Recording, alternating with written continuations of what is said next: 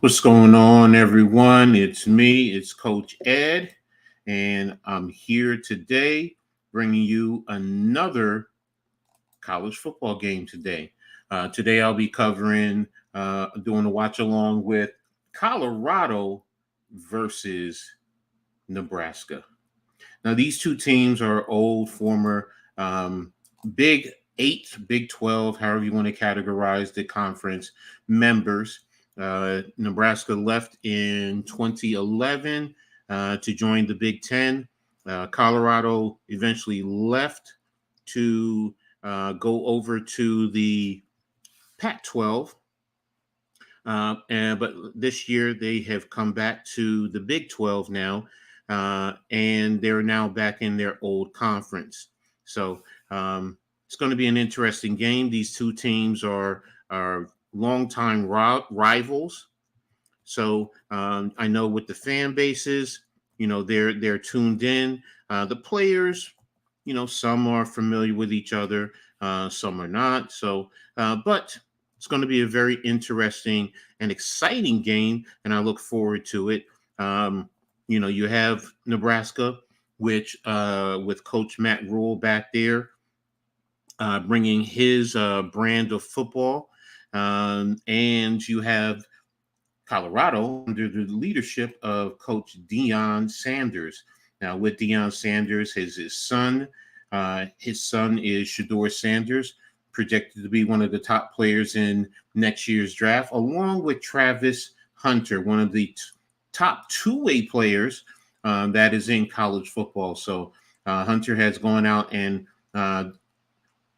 and he's done a great job in showing his ability and his talents as far as a college football player. So this game is going to be very exciting. And I'm looking forward to seeing which team is going to get their brand across. Now, Nebraska is going to try and be physical, along with taking shots down the field with their new freshman quarterback. Sanders, dynamic, knows how to get the pass the football over the field. So this is going to be a tale of two tapes between the two. So, but right now we're going to do a little preview. I'm going to bring up some stats that I saw on CBSSports.com, and we're going to take a look here in reference to what you're seeing. I guess this is from last week. The two teams are both over 500 yards in total offense. Now, Colorado has done theirs primarily through the air, 445 yards passing, 59 yards rushing for a total of 509. Nebraska is a little bit more balanced, 284 yards passing, 223 yards rushing for a total of 507 yards. Sanders, as you see there, 445, 4 touchdowns, and 1 interception on 26 of 34. Nebraska had 3 quarterbacks play the game. Freshman Rhule, 19 passes for 27 yards, 238 yards, 2 touchdowns, no interceptions. Hareberg, 5 for 5, 35 yards, no touchdowns, no interceptions. And Gramstad, 1 of 3 for 11 yards, no touchdowns, no interceptions. Rushing, Hayden for Colorado, 9 for 20, long of 6. Sanders, 6 of 17 for a long of 11. Offerdahl, 5 of 15, long of 5. Miller, 2 of 7 for 5. And Hunter, 1 for 0. No touchdowns rushing.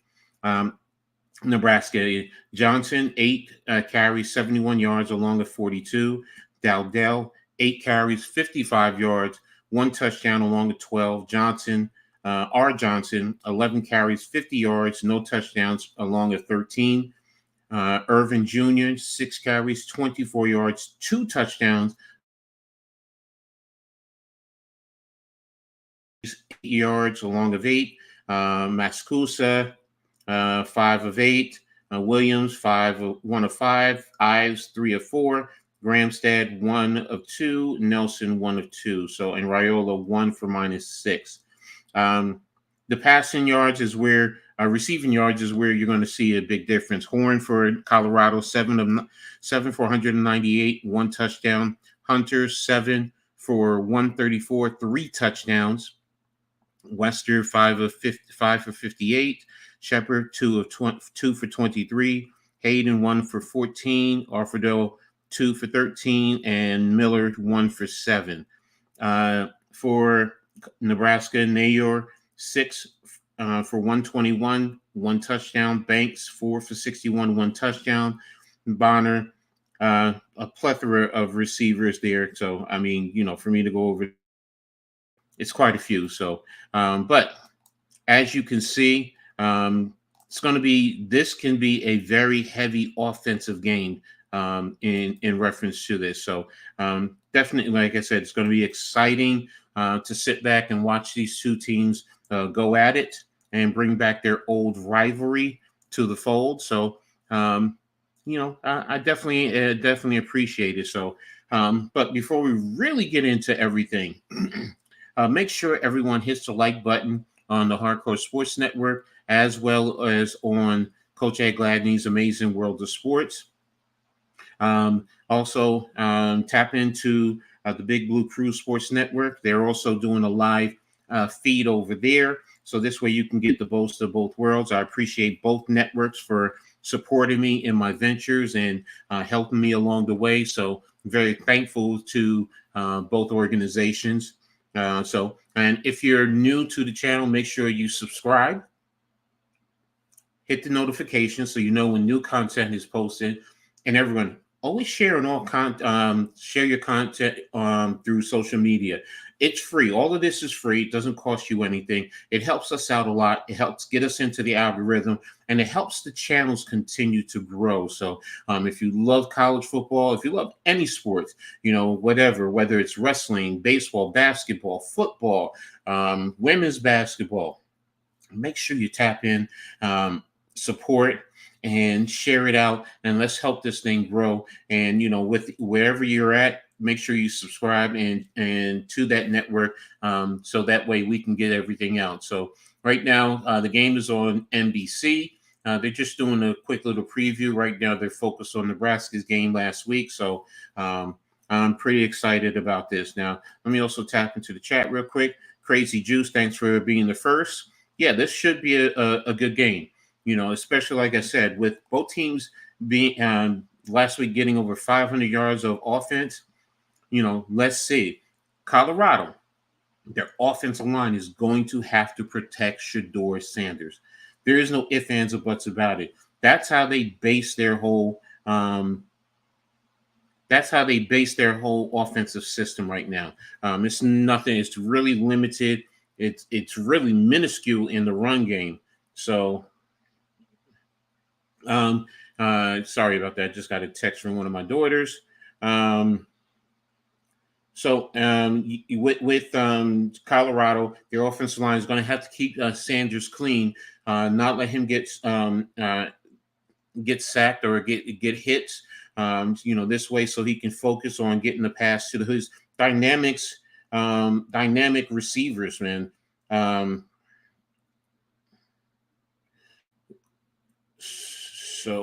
Oh man, she's really. I love my babies, man. If you got kids, you understand what I'm talking about. So, but Colorado has some of the best dynamic receivers that are out there. Now, Nebraska's no slouch, but Nebraska also has a run game. So, and that's the thing about Coach Rhule. He likes to be physical in the run game. So it was like that down in Temple. He was like that down in Baylor. And so he's, started that out at Nebraska. That's what he's looking to do. Has a 5-star quarterback now, true freshman. So the issue with Colorado defensively, they don't play defense very well. They really don't. I'm sorry, they don't. So that's the thing that Nebraska's going to try and take advantage of, and try and keep their offensive game balanced. And if they're able to do that, I think they're going to have a better chance of coming out victorious in this game. Colorado is going to basically.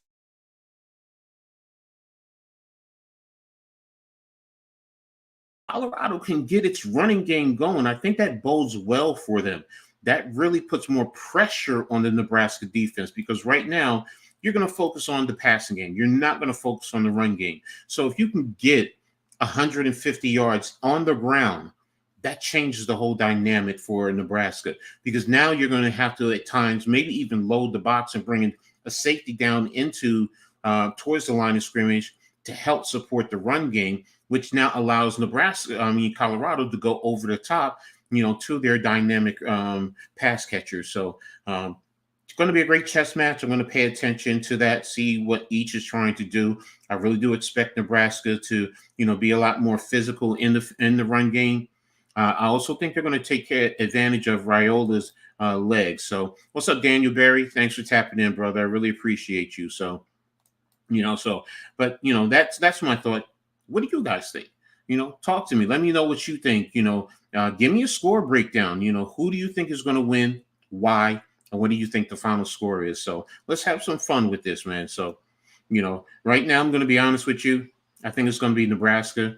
I think it's going to be somewhere, 42-38, somewhere in that range. They're both high scoring offenses, so they're going to be able to produce points. I wonder about the defense. This is not a game that I'm expecting a lot of defense. If there is a team that's going to be able to play some defense, it's probably going to be Nebraska. I'll be honest with you. Colorado, yeah, they have, Dion, and all the other, people that, Warren Sapp and all these guys that, from the NFL have some type of association with Dion. They have access to that, but hasn't translated to the field. So I have a big question about Colorado's ability to be a defensive team. So we'll see.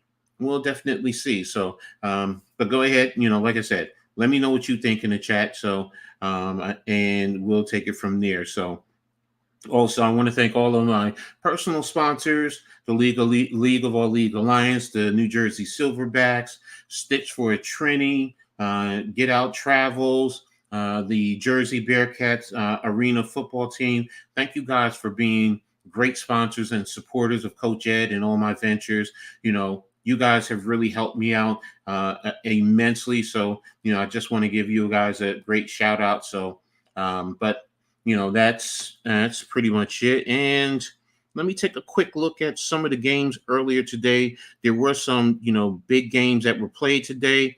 I know Texas dominated Michigan, beating them 31-12. Penn State squeaked by against Boise Green, 34-27. Syracuse upset number 23, Georgia Tech, 31-28. My Scarlet Knight, Rutgers Scarlet Knight, took care of Akron 49-27. Oklahoma State came back to beat Arkansas 38-31. And let's see, Kansas State came back to beat Tulane 34-27. Minnesota took care of Rhode Island. Texas A&M took care of McNeese State. And the big one is Notre Dame lost to Northern Illinois today. I'm trying to remember what that score was. Here it is, 16-14. And Cal beat Auburn. They went down into Auburn and took care of Auburn, 21-14. And Iowa State kicked a last-second field goal to beat number 21 Iowa 20-19. So a lot of action going on there. So and I'm looking forward to the action that's going on here tonight. So let's see. I'm not going to talk about Mississippi. Miami's taking care of FAMU. Yeah, so this is one of the big games tonight. There's a couple other ones that are going to be on too. So Wake Forest, Bama. South Florida is up on Alabama right now. It's in the first quarter though, 3-0 though. Kansas, Illinois. So that's pretty much it. So, but I'll keep you up to date throughout the night in terms of other games. So if you have questions on any particular game, definitely let me know, and I'll search it, I'll research it, and give you an update. So, but right now, I have Colorado coming out onto the field. And Catherine Tappan is interviewing Matt Rhule. So, that's pretty much what's going on right now. The game is on NBC. If you're looking for it, you can pull it up there, like you said, and listen to this old grizzled coach. And we can talk about it together. So, but yeah, that's it. All right. So, but again, hey guys, let me know what you think. Who do you think is going to win this game? Put it in the chat. Let me know so we can talk about it. So, but this is going to be a battle of the quarterbacks, Dylan Raiola and Shedur Sanders. So I'm looking forward to this. Like I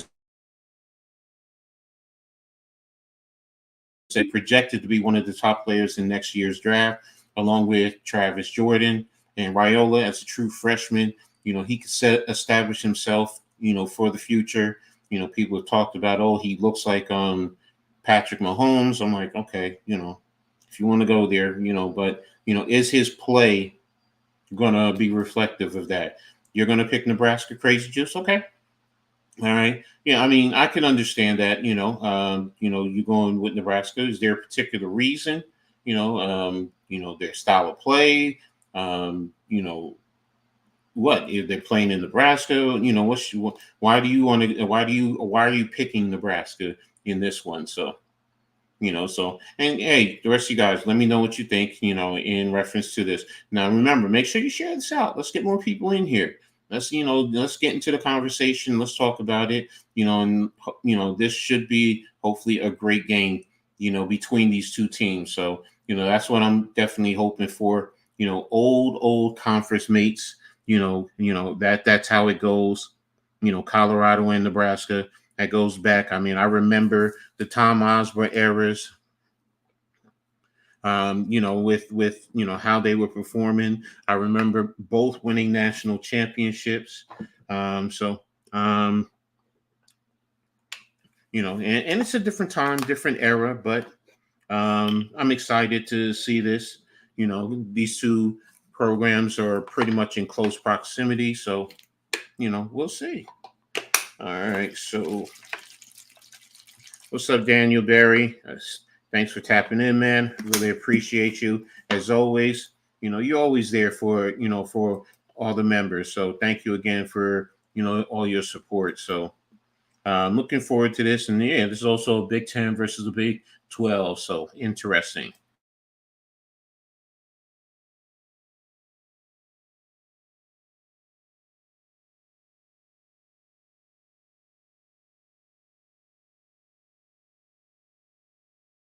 Okay, so Coach Prime is talking to Shedur, getting him amped up for the game. You know how they do. So, not even going to get into the conspiracy. I just want to see a nice, great game. Nebraska will be kicking off to Colorado first. So,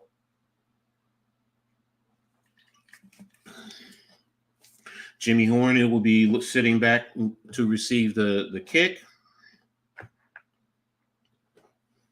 And there's the kick. And it's off. Horn receives the kick at around the 5-yard line. Guy's an alley. And he's brought down the lane closed. And he's brought down around the 22-yard line of Colorado. It'll be on the right hash mark for Colorado. You just feel like Colorado's going to have it. That's fair. That's fair. I can respect that. And yeah, you're right. It is. Especially going out to Nebraska. Lincoln, Nebraska is a big territory, big thing. So, Shedur Sanders, 26 of 34 last week, 445 yards against North Dakota State, 4 touchdowns, 1 interception, as we spoke about during the pregame. So 14:54 on the clock still. Nebraska is a 1-by-3 set is to the short side, running back to the right of the quarterback. There's a fake pass. There's a pass, and it's incomplete. It was short hop to going over to Travis Hunter. So that'll be 2nd and 10. Nebraska also has always been known for its defense. So, they're the original black shirts. So, but here we go. You got Sanders, Offerdahl, Hunter, Horn, Shepard as your receivers, Smalls your tight end, Seaton, Mayer, Zelinskis, in the offensive line that you get the other two. So here we are. Play action, and Travis, is that short? No, that pass was incomplete. That was dropped. So it's now 3rd and 10. So, and it was there. If he could have gotten that pass, he had the block, on the outside. So it's going to be 3rd and 10. You can tell the crowd is really into the game right now. So right now it looks like Nebraska is lined up. Are they 2-by-2? Yeah, they're 2-by-2 with the running back to the right of Sanders. Nebraska has overloaded the left of the offensive line. And down goes Sanders with a sack, man. There you go. Nebraska brought 5, and Sanders went down, had no time at all. So it looks like it's about so Colorado is going to have to punt. So Sanders gets the ball. Like I said, it's about a 7-yard sack. So that offensive line, that is going to be the issue. If they don't do a good job, this is going to be a long night for Colorado, man. It's definitely going to be a long night. So punters in the end zone, about 2 yards into the end zone. Ball is about the 12. And there's the punt. It's away. And returner picks it up at about his 40 and brings it out to about midfield, somewhere around midfield. So Nebraska will have it right around midfield. It'll be on their right hash when we come back. Dylan Raiola, 6'3", 230. Last week at UTEP, 19-27, 239, 2 touchdowns passing. So freshman quarterback. Nebraska's in the huddle. They're making the call right now, and they're coming up to the line of scrimmage. And play clock has not been set, so we're just waiting. Now it's set. Nebraska has a tight wing to the right. Wing is in motion.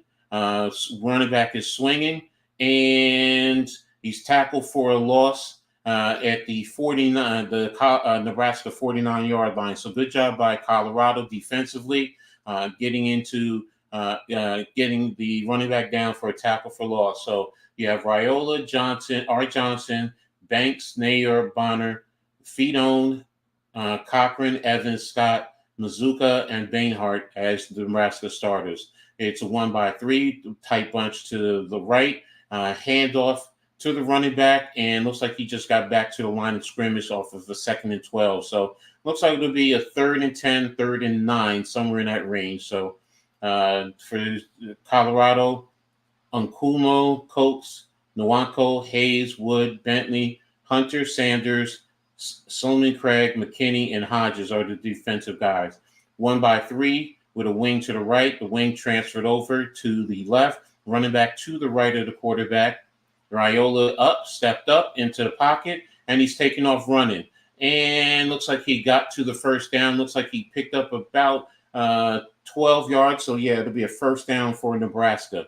They're into deep into Colorado territory. It looks like they're around the 38, 37-yard line. So when we come back to see where they spot it. So, yeah, so good job by Raiola paying attention to that, taking off and running. So, and good job giving Nebraska another set of downs, 1st and 10. So they're at around the 37, like I said, 2-by-2, motion across with the wing, quick screen pitch. Alley, good hit. And looks like he picked up about 7 yards on the play. Number 17 for Colorado, Barney Jr. So it's going to be a 2nd down for Nebraska. And let's see. Yeah, that was a good play. Good job. And good tackle. So it's going to be a 2nd and 8. And they're stopping the play. Unfortunately, I don't have the volume up, so I can't hear what the official review is for. But that was a good play. That was a good job, especially bringing the motion across and just doing a quick pass.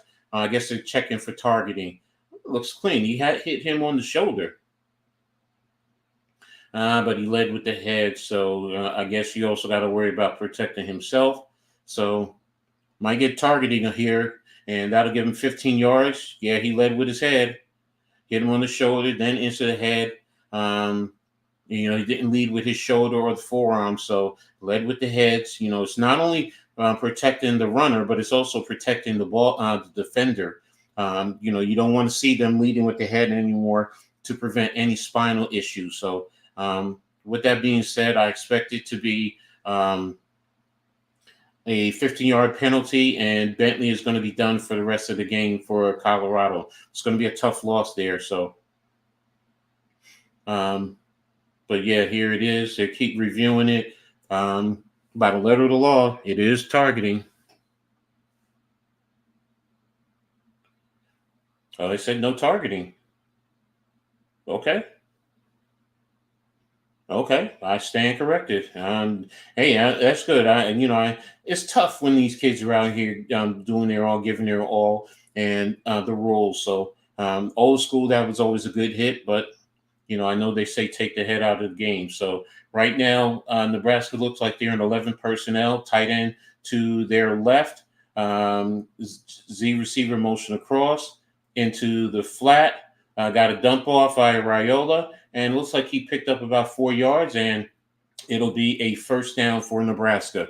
Nebraska's doing a good job to methodically move the ball down the field. The motion allowed him to get clear of any man for man, and he was able to pick up a first down into the flat. So right now you have two tight ends in, tight end with the wing to the right, running back to the right, handoff to the running back right up the middle, and just flat dives right over the free safety. Good alley right there. Looks like he's down to about the 12-yard line for another first down for Nebraska. And with the double teams right at the point of attack to be able to get the alley open for the running back. So actually, that looks like it was a pickup of about 13. Looks like he might be down to about the 11-yard line. No, they put it at the 12. So first and 10, tight bunch to the right, left. And there it is, right up the middle. Touchdown, Nebraska. Nebraska is the first one on the boards. Great job physically at the point of attack. And they put the points on the board. So there you go. So, Nebraska is the first one to strike. So let's see what Colorado can do after this. So,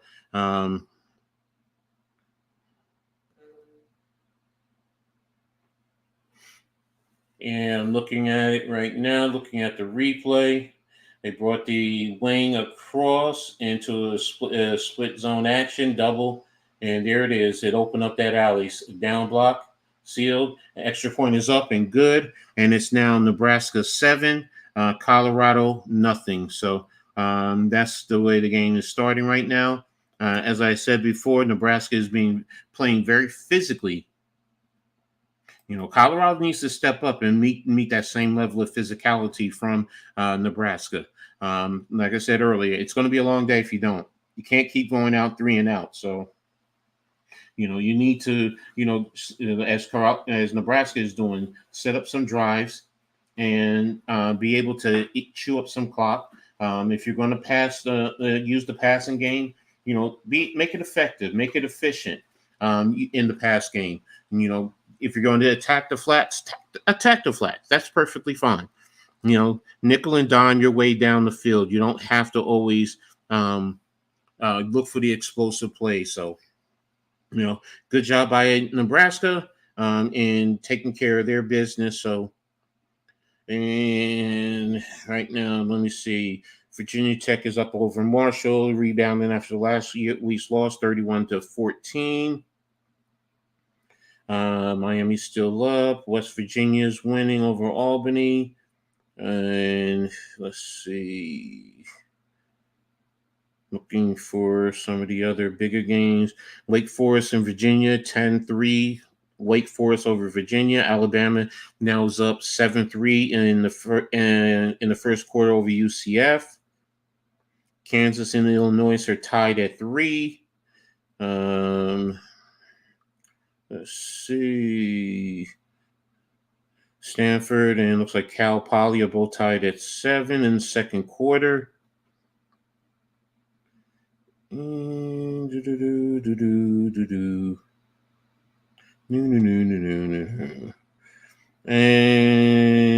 NC State is nothing. Started the first quarter. Ohio State is 7-0 over Western Michigan. LSU is up 2-0 over Nicholas State. And that's pretty much it right now in terms of the updated scores. So, but again, if you're looking for anything, let me know and I'll research it for you and give you an update. So what's up, Grega? Thanks for tapping in. Yeah, tough loss by Notre Dame, man.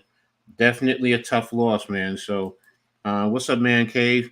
Thanks for tapping in. I know you had a great stream earlier today. You're always doing a great job, in covering all the sporting events. I know it's a tough, to watch that game in Texas and Michigan, but, continue to keep doing your thing, brother. I appreciate you. And if you want to jump on, if you're not jumping on with Pat, let me know because I know Pat's covering too. So, but right now, Nebraska is lining up for the kick.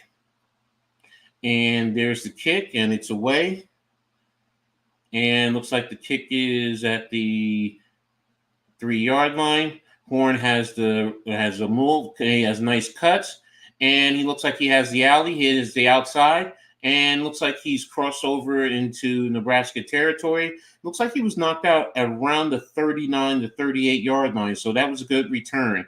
Now, if he had a little bit more speed, he had the angle on him. So, but he started right and then cut back across the grain. And then cross to the other side. But yeah, good job by Nebraska, hustling to not allow him to take it all the way to the end zone. So, but good return by Horn there.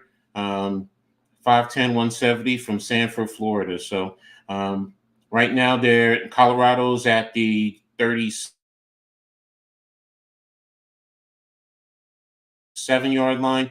They're in an unbalanced set, wing to the left. The balance is to the right side. And Sanders goes down again. Waiter, and he is sacked. Whoa, that was a big one right there. Got to get rid of it, though. He has to get rid of it. Taking a look here at the replay. Nebraska's interior defensive line is just destroying Colorado. 67 could not block on 0, and he just totally just annihilated the block. So, second and 21, and there it is. Quick dump off. Looks like to Horn, and looks like he's going to pick. Oh, good fight for the extra yard. So looks like he got about 8 yards on the play. So it's going to be a third down. Defense for Nebraska: Robinson, Hutchmacher, Butler, Bullock, Gabor, Sherman, Hill, Guilford, Hartzeg, Singleton, and Buford. So it's going to be a third and about 11. So you got 10 yards on that previous play. So we got a tight bunch to the right, empty set, twins to the left, to the field side. And looks like they're coming with 5 and quick inside play to number 14. And he looks like he's about a yard short. Yeah, he's a yard short of the first down. So are they going for it? It's going to be a 4th and 1. It looks like Sanders is going for it. He's not taking the field goal. He's going to go for it. It's going to be aggressive. So let's see how this turns out. Can Nebraska stop them on a 4th and empty going across the grain?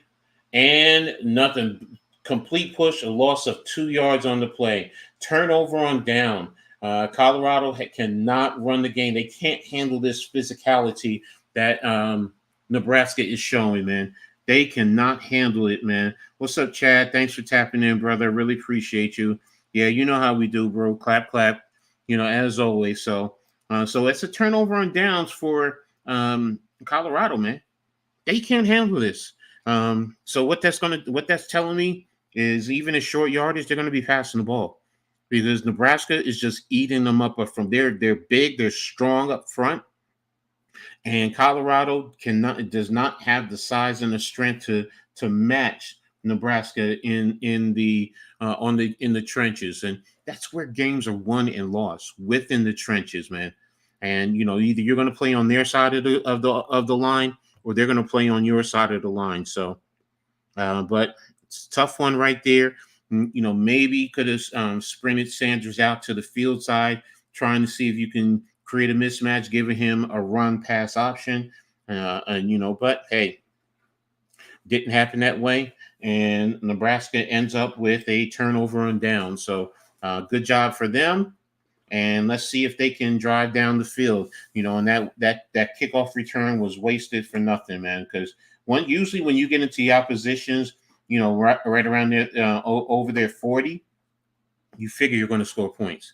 You figure at minimum you're going to kick a field goal, but realistically, the percentages say you're going to get a touchdown. So tough one for Colorado there. So, but Nebraska now has the football, and when we come back from the commercial break, let's see what they can do in terms of moving the football down the field. So, but what are you guys' thoughts about this game so far? Is it exactly as I'm saying? That Nebraska is just too physical for Colorado, or are you seeing something else that the old coach might be missing? Let's talk about it, man. I don't have a problem with that. I don't see everything. So, and just like when I coach, I let my coaches, tell me if they saw something that could help us out, as we went along. So, it's a team effort. It's never about one person. So, but definitely appreciating Nebraska and what they're bringing to the table. They're bringing that Big Ten type of football to this game. So, and Colorado's going to need to step up, man. They're really going to need to step up. So you had a 6-man box and you ran with 5. That's not going to work. That was a pass. That was that reading the box. You should have passed it. Yeah, they should have passed it. I really don't know. What's up, Chad? I'm at my cousin's wedding. Am I one of those people that don't like dancing? Oh, don't like dancing. I guess Nebraska pass out to the flat, and Travis Hunter there for a tackle for loss. Got to pay attention to that. If you're going to pass to Hunter's side, you better make sure you secure the block first and foremost. So, receiver didn't secure the block. Should have stepped inside and forced Hunter to go outside, so that way you can give your teammate an alley. So it's 2nd and 12. And they're at the 28-yard line. Rhule with the pass. Crosser to number 18. Looks like he picked up about 3, maybe 4 yards. So looks like it's going to be a 3rd and 9, 3rd and 8 for Nebraska. So, all right. So can Colorado get a 3 and out? Yeah, it's a 3rd and 8, just like I said. Shiloh Sanders looks like he's out of the game for some reason. I don't know. Rhule, 5 of 8 last week in 3rd down, 5 of 6 for 47 yards. All right, so you were motioning across. There's the pass to the wing in motion, and he's going to be short by a yard. So it's going to be 4th and 1. It's going to be a 4th and 1. There's a flag on the play. It says holding against. So one of the refs said holding against Nebraska. So is Colorado going to take the penalty, or they're going to decline it and take 4th and 1? Right now, that's what we have to see. What does Sanders want to do?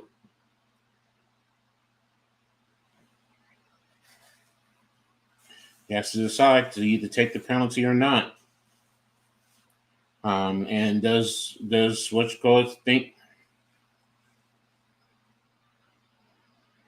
holding? They're taking the penalty. They're taking the 10 yards. I kind of figured that because at a 4th and 1, and the way that Nebraska has been physically controlling the line of scrimmage, you probably would have they probably would have went for it. They would at least tried. You figure, defensively you're doing whatever you need to do. So move them back.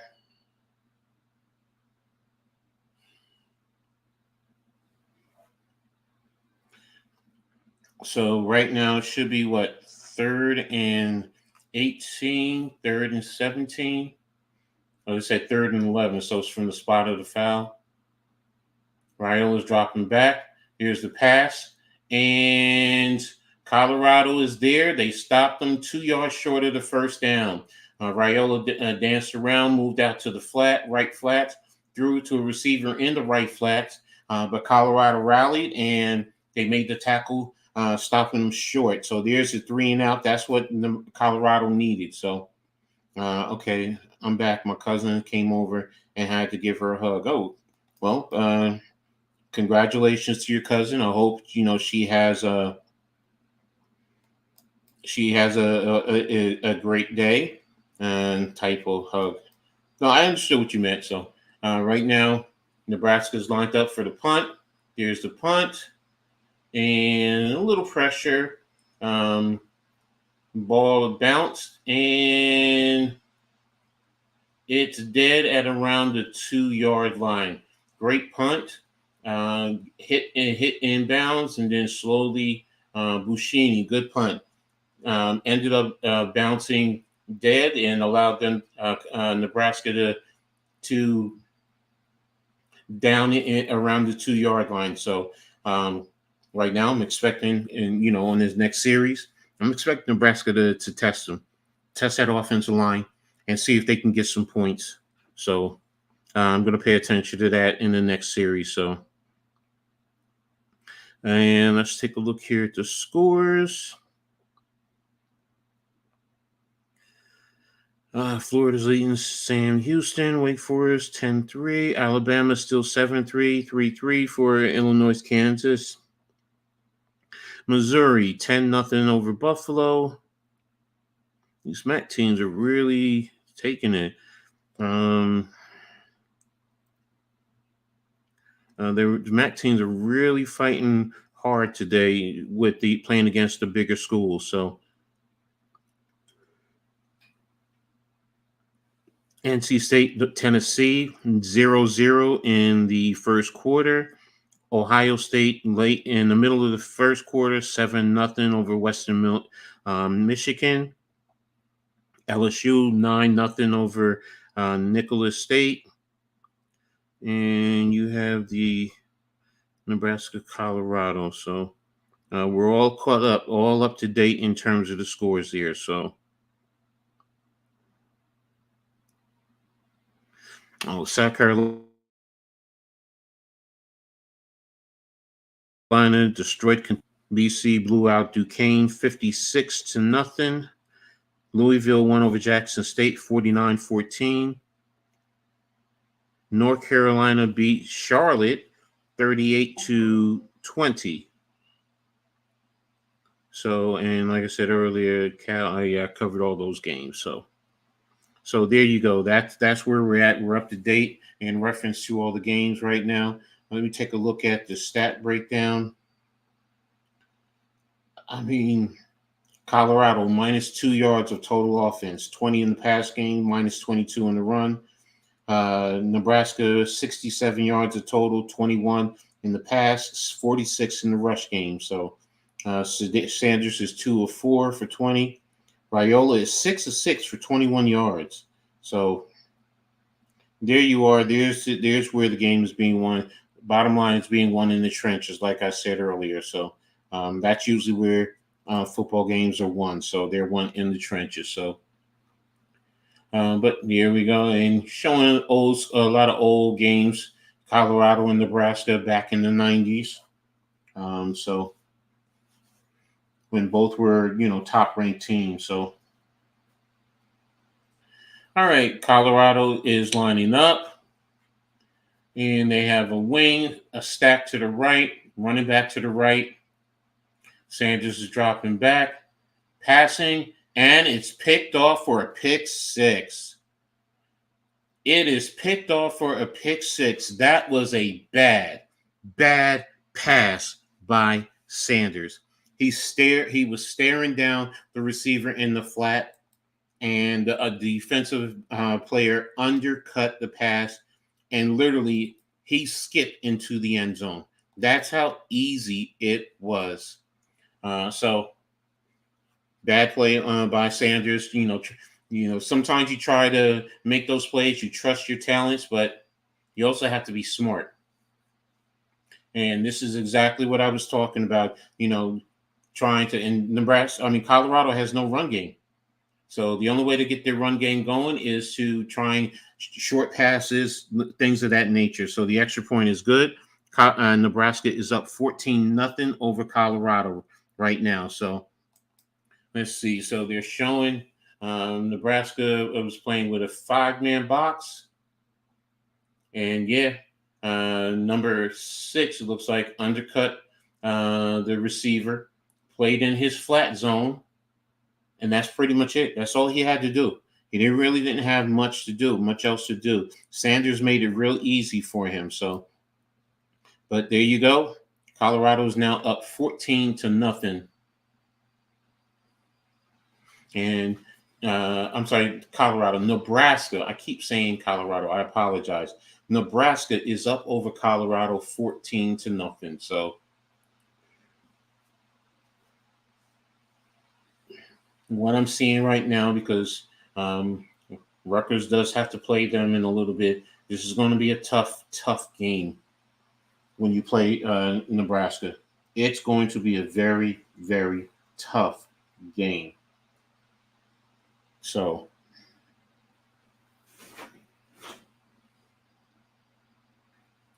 Sanders is talking to Shedur. And the ball is lined up for the kick on the left hash. The kick is away. And this one is into the end zone. So they're going to bring it out to about the 25-yard line. So that's where Colorado will take over. Only good thing is you got to have a short memory. So you're back out on the field right now. So let's see what happens.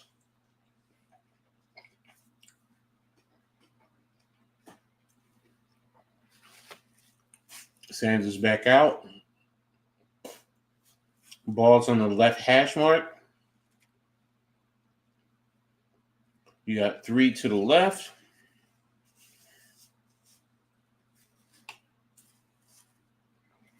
You got empty backfield. 3 to the left on the short side, 2 to the right on the field side. So Nebraska is showing 3 down, and they're bringing the extra defender. Sanders loses the pressure, but he can't get away. He's tackled for a 5-yard loss. So their offensive line cannot block, man. They cannot block this front. Nebraska is doing whatever they want up front against Colorado. So it's going to be a long, long game for Colorado, man. They have it's a loss of 5, 2nd and 15. Quick screen to the left flat, and pickup of about 5. Picked up the 5 yards that was lost, and it's going to be a 3rd and 10.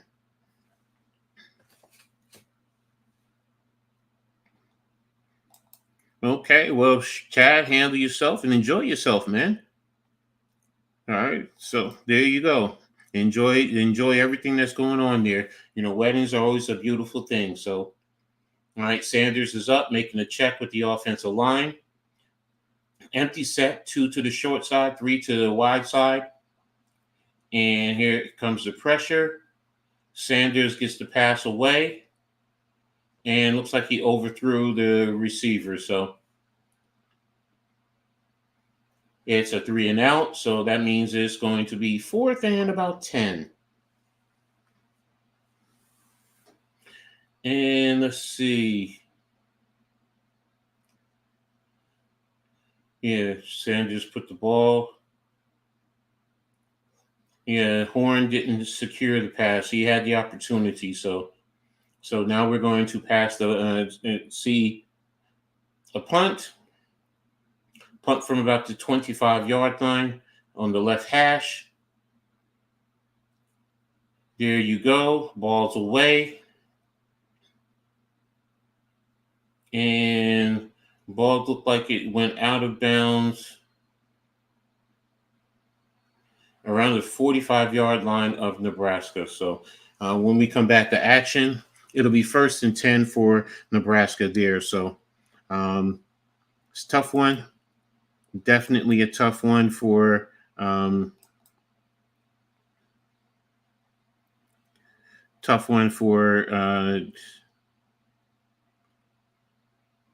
Nebraska. So I'm just going to take a quick commercial break, and I'll be back right after this.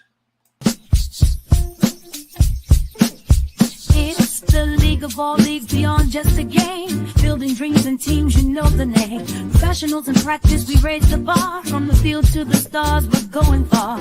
Player development, holistic insight. Focus on the goal under stadium lights. Ownership and lockstep, forging the path. Setting standards high as we run the lab. From there on the east, we rise and we soar. Every play, every move, we aim to score. From there on the east, we rise and we soar. Every play, every move, we aim to score. Season after season, grinding never stops. We keep it moving from the free kicks to the slops. On the pitch we unite, a family in the fight. Playing with passion under the bright light. Dreams turn reality. High aspirations, building up the fire of entire generations.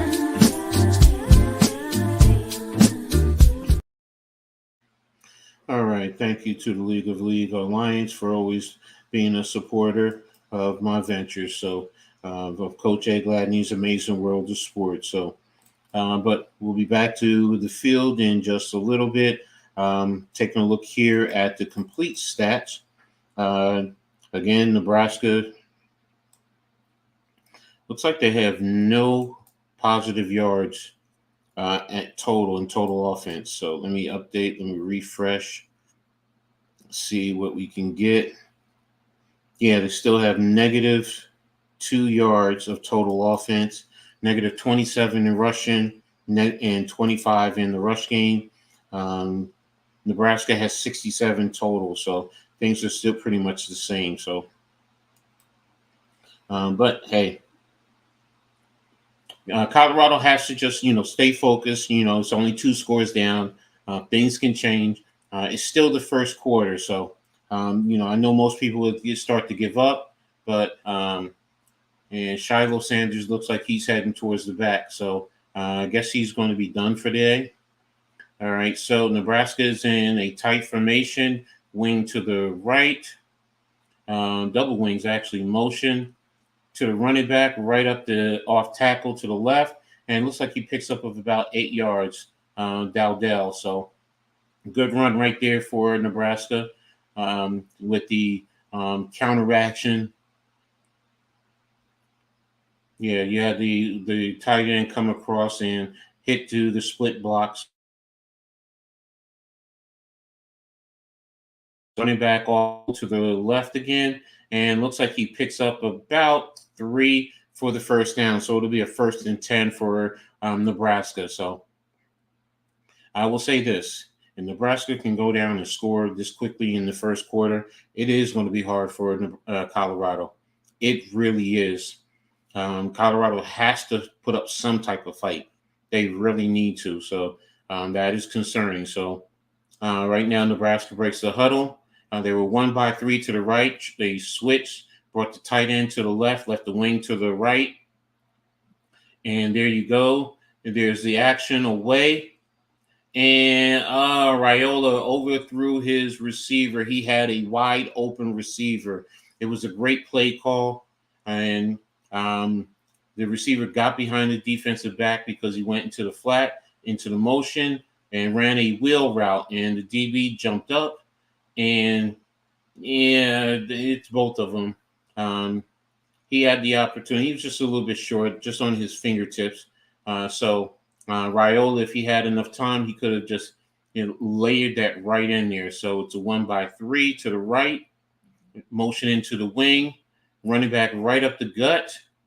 And there we go for a first down. Looks like a first, picked up about 11 yards. So Nebraska feels that in the run game, they can do whatever they want. They really do. They see it. And Colorado was not able to stop it. So they ran a nice counter action, pulling the guard and the tight end 1-by-3 with the wing to the right. And there's a running back again up the middle, this time for about 1 yard. So stop for a 1 yard gain. It's going to be a 2nd and 9.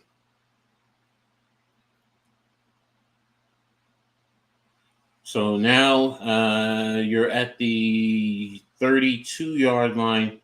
The 28-yard line of Colorado.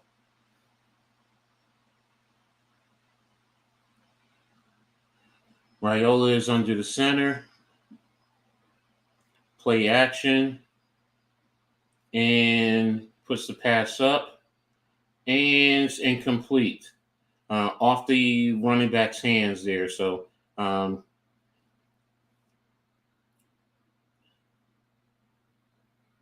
now it should be good pass attempt. Oh, what's a flag on the play? So they said pass interference against the defense, automatic first down.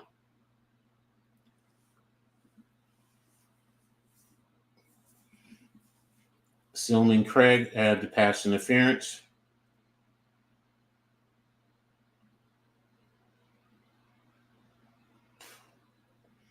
And it looks like they're all looking at the screen to see if it was. All right, Nebraska breaks the huddle. You have a tight set with a wing to the left and motion across and stop for about a 1 yard gain. Referees jumping in there to make sure guys don't take the chippiness to another level. All right, Dowdell's to the right of the running back is to the right of the quarterback. Tight end to the left, motion across. And there's Dowdell running, jumped over a defender, and is down to about the 3 yard line. And it's going to be a 1st and goal. Here's a flag on the play. Just one moment. We have holding against the offense. That's going to bring the play back.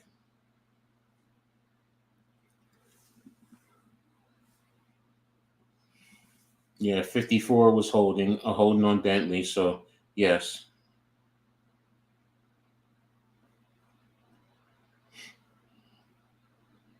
In the offensive line play, you got to position yourself well with your feet.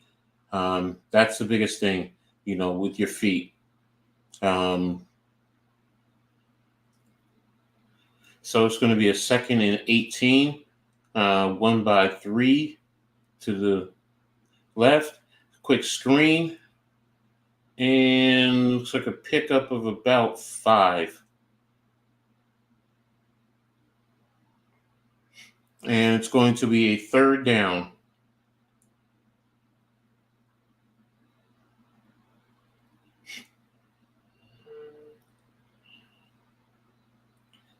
All right.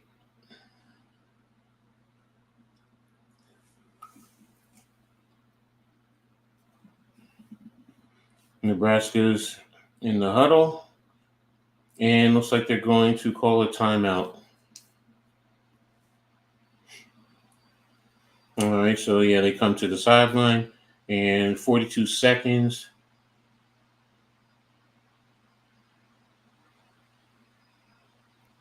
Here they're comparing Rhule, with his look and some of his mechanics to Patrick Mahomes. So, okay. I get it. 18-year-old kid is definitely going to want that.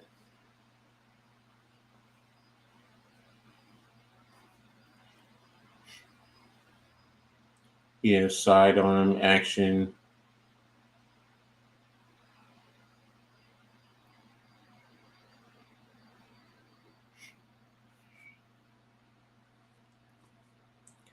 And there we go. So everything that you can to relate to Patrick Mahomes. So it's 3rd and 13 at about the 21-yard line. There's a crosser to number 18. And he's down at around the 13, so it's going to be a 4th down. Ariola's petitioning to go for it. And Coach Rhule is just saying, wait, let's get to the end of the quarter. Personally speaking, you take the points.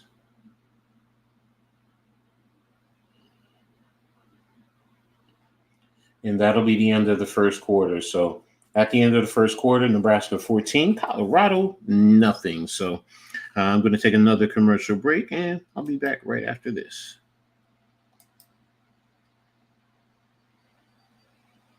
Check the team, we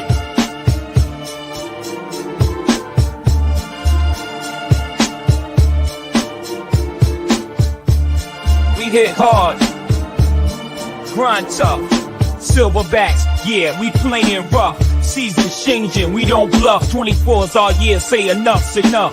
New Jersey reppin', we rise above. In that huddle, fighting is our love. Get down or lay down, push comes to shove. No fakes, no counterfeits, it's strength we show. Hustle on the field, opponents moving slow. See your fall, we coming up, yeah, you know. Silverbacks in the game, we still a show. New Jersey pride, let our colors glow. Get down or lay down, this is how we roll.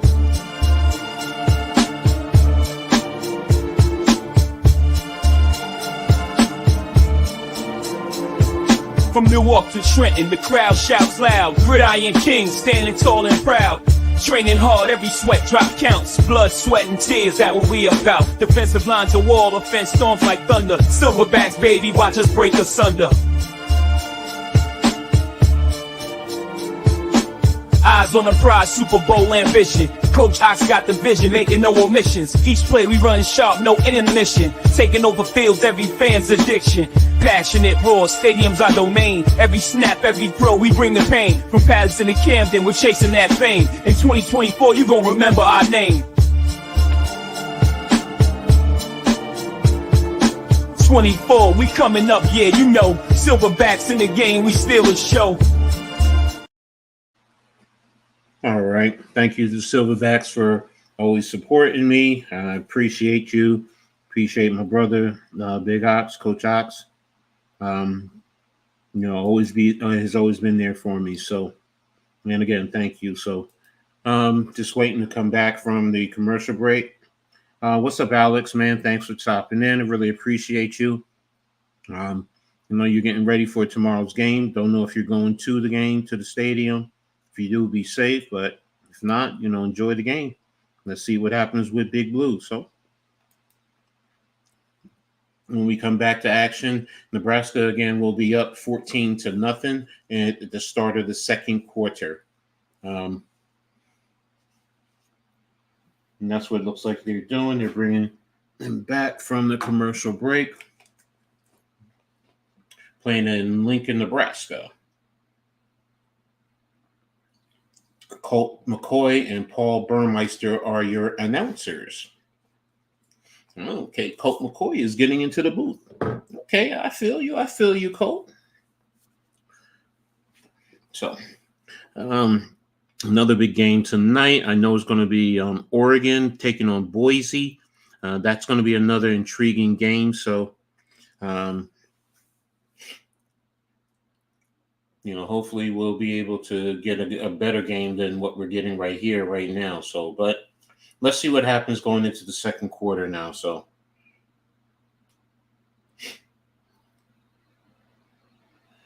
Colorado definitely offensively needs to step up. -2 yards of total offense. Man, it's tough. That's real tough. So, Nebraska is lining up to kick a field goal. So let's see what happens. 32-yard field goal attempt. On the left hash, they're playing a conventional set in their blocking scheme. Here's the snap, the kick, and looks like he missed the field goal. All right, so it's nothing. So there we go. So, hey, wonder what he did. He pushed it too far to the left. He really hooked it. So just take a lesson from that, and then you move on from there. So.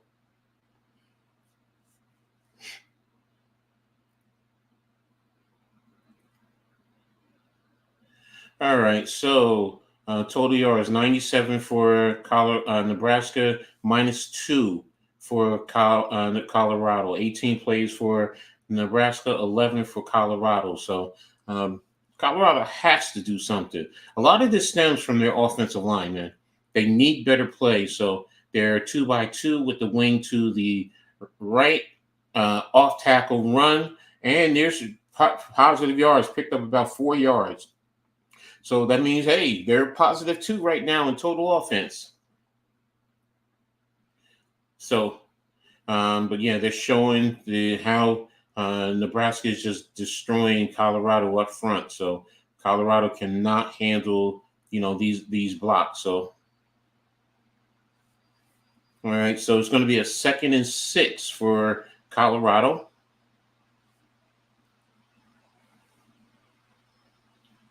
All right, 2nd and 6 from about the 24-yard line.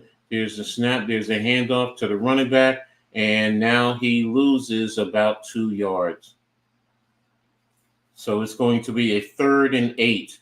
Literally, Nebraska is just pushing the offensive lineman straight back on a running play. They're pushing the offensive lineman into the backfield. So it's going to be should be a 3rd and 10. Oh, they lost 1 yard, so it's a 3rd and 7. So 2-by-2. There's a pass, and there's their first down. That goes over to Travis Hunter. Looks like a pickup of about 8-9 yards. So great job by Hunter. Great catching, use of his hands too. So he ran a simple outcut.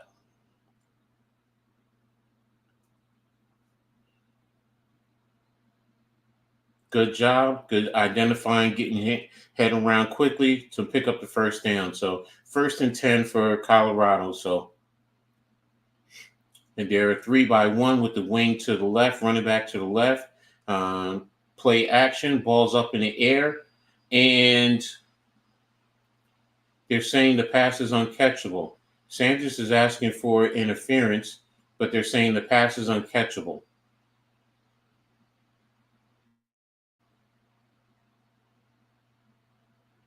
He grabbed him.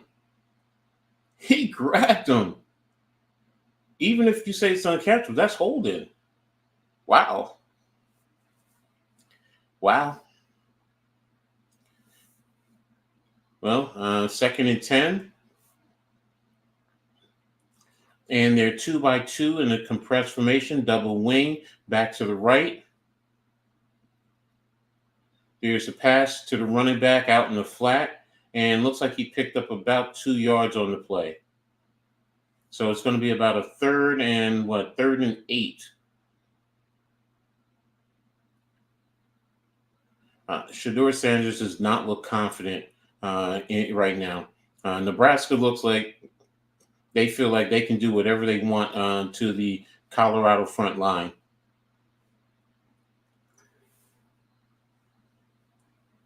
Third and 8, and it's 12:26 left in the 2nd quarter, and they're coming with 5. Shedur Sanders is sacked again, this time by Butler. Looks like a loss of about 4 yards on the play. He dropped back, tried to slide through a crack to the left, but was tackled from behind. And that means Colorado is going to have to punt again. And Nebraska came with 5, and Number one beat the right guard again. The right guard is the biggest liability, it looks like, on this offensive line. So Nebraska's lining up to try and block the punt. Here we go. The ball's away. And the ball bounces and it's rolling 15, 14, and it's going to be down at around the 14-yard line. So there you go. Nebraska's going to have the ball at their 14-yard line when we come back to action. So let me see about a quick scoring update with some of the other games here. Wake Forest is over Virginia 20-10 in the second quarter. Alabama and USF 7-6 Alabama in the second quarter. Wasn't expecting that. Kansas is 10-6 over Illinois. Missouri's 24-0 over Buffalo. Stanford at the half is over 14-7 over Cal Poly.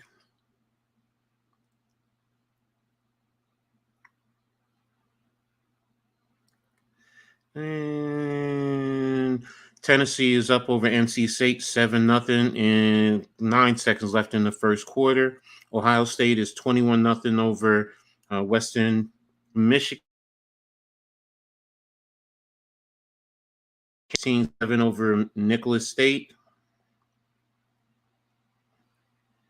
And that's pretty much it. All the other games are finals. Oh, here we go. Oklahoma 7-3 over Houston in the first. Clemson 14-0 over Appalachian State in the first. TCU 10-0 over Long Island in the first. And then everything other than night games for tonight. So that's pretty much it. That's your scoring update that's going on around in college football. So some big upsets. The biggest one is Northern Illinois going into South Bend and beating Notre Dame. They ended up beating Notre Dame. What was the final score? I think it was by 2 points.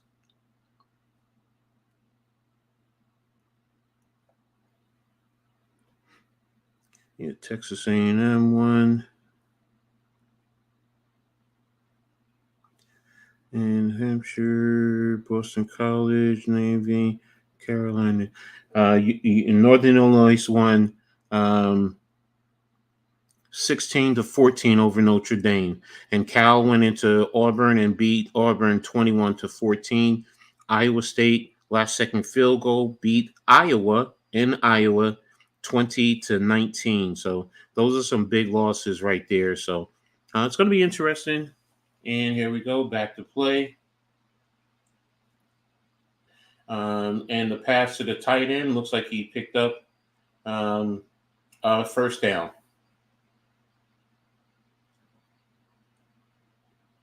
Just ran a simple over route, got his head around quickly.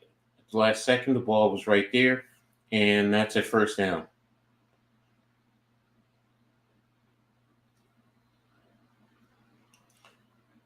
All right, so 1st and 10 from the 27-yard line.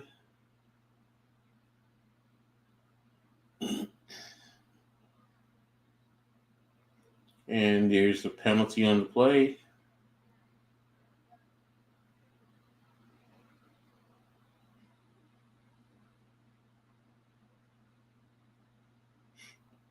All right, so that's a 5-yard penalty.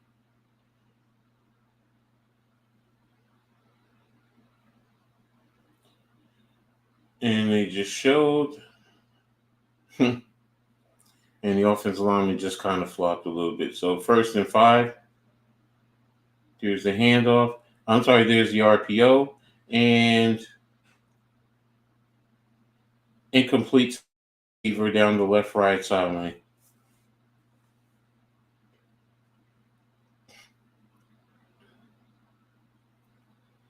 So should be 2nd and 5.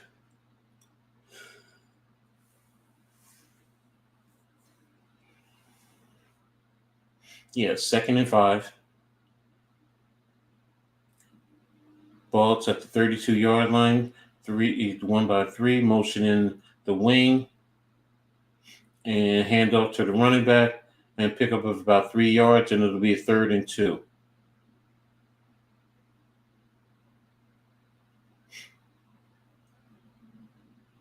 10:25 left in the quarter.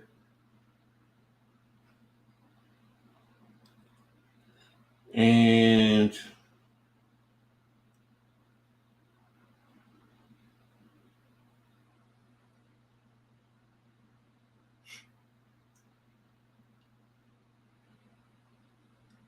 all right, by 2.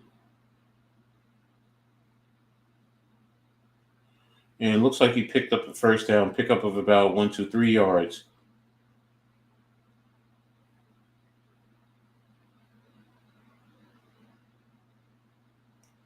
And that was the first down. So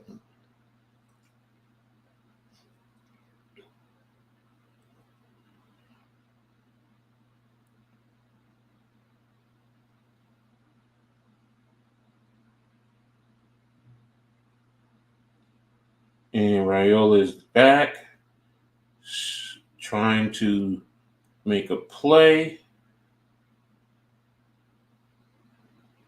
and throws the ball out of bounds. There's a flag on the play.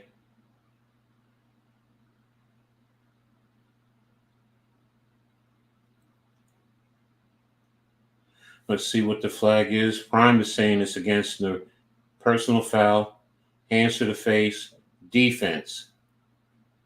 That'll be a 15-yard penalty, first down. That's against Barnes Jr. That's a tough one. You don't fault them too much. Got to keep your hands out of their face as best as possible. Yeah, it's a hands to the face.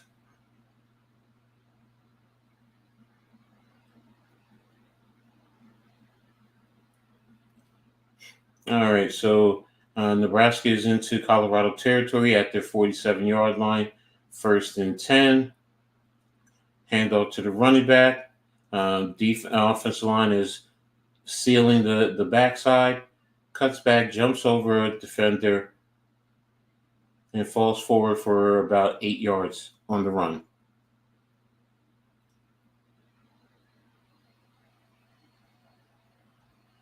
So it'll be a 2nd and 3 from the 40-yard line.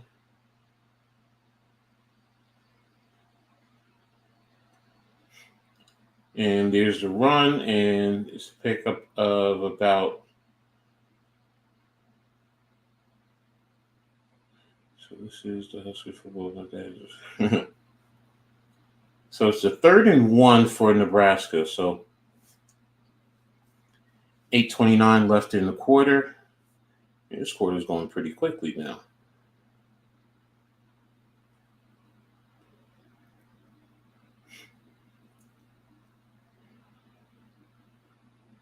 Double wing, and he dives.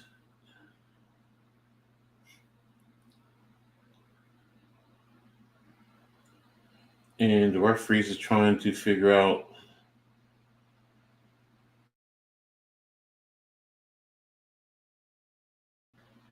see what's going on.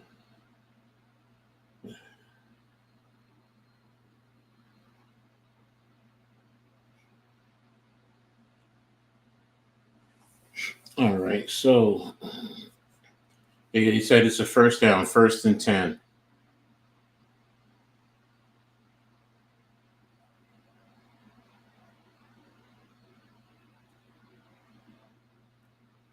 Nebraska goes out 2-by-2, double wings on the left hash mark, pistol formation, fake the run action. Rhule put the pass up. His receiver is wide open. Oh, man, that was a touchdown if you got him into the end zone. He had to come back for the pass and caught it, and he fell down around in between the 2 and the 1. So, but he was open in the end zone by himself and had to fight back to make a play on the ball.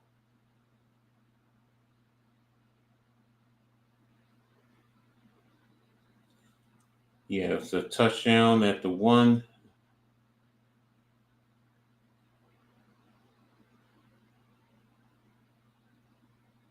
This is a touchdown. It's a touchdown.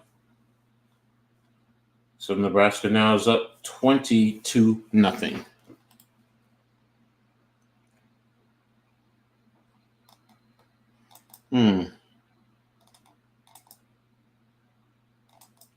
Just waiting for the extra point right now.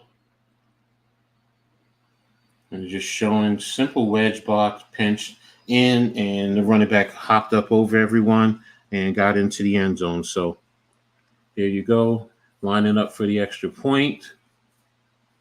There's the kick. It's up. It's good. Flags on the play.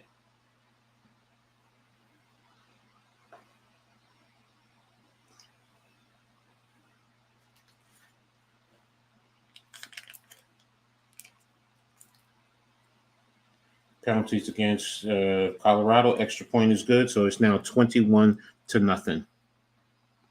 Coach Prime's on the sideline, really trying to implore his guys to get better, to fight.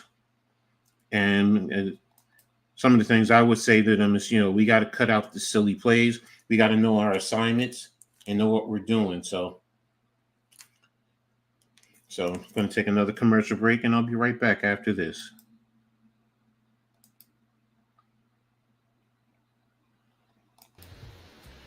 If you are looking for a special flavor, that gear to accentuate who you are, check out one of the top creators of the best handmade clothing designs that's out there, Stitch by a Trini. They have everything that you're looking for, whether it's clothes, swim gear, hats, wraps, bags, footwear, whether it's for the adults or for the kids. Stitch by a Trini is the one for you. Check them out on Instagram at stitch.by.atrini, Trini. You can also reach out to Anne Marie Lynn Smith on Facebook. A call to 732-362-1509. Put your order in. Have it sent to you. You'll never go wrong. Stitch by a Trini is where it's at. Thank you to Stitch by a Trini. Appreciate you also always being there, supporting me and everything that I do. So, but yeah, getting back to this game. It's a tough one right now for Colorado, man. Down 21 points in the second quarter. And it just doesn't seem like you can do anything offensively. I mean, you have 10 yards of total offense, 36 passing, minus 26 rushing. Nebraska has 169 total, 81 passing, 88 rushing. I mean, Sanders is 5 of 10, 36 yards, 1 interception. Rhule is 10 of 12 for 81 yards. And Sanders is considered a top player. So, rushing, it's not really much you can say there. You have Dowdell, who's leading 9 for 47, 2 touchdowns.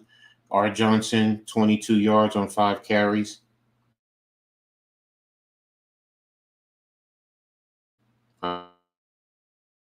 Lloyd, one reception for 36 yards. Barney for 2 for 13. So that's pretty much it, man. It's really extremely lackluster day. So they're lined up for the kickoff, and there's the kickoff to the left hash. Ball to about the 7-yard line, and he's brought it back to about the 25-yard line. So 6:38 left in the second quarter. First 5 possessions, -9 punt, 7 downs, 0 interceptions, 0 punt, 12 punt.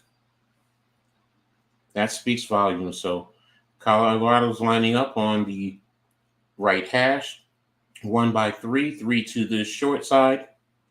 Running back is in the pistol formation. Here's a handoff to the running back, and he picks up about 5 to 6 yards.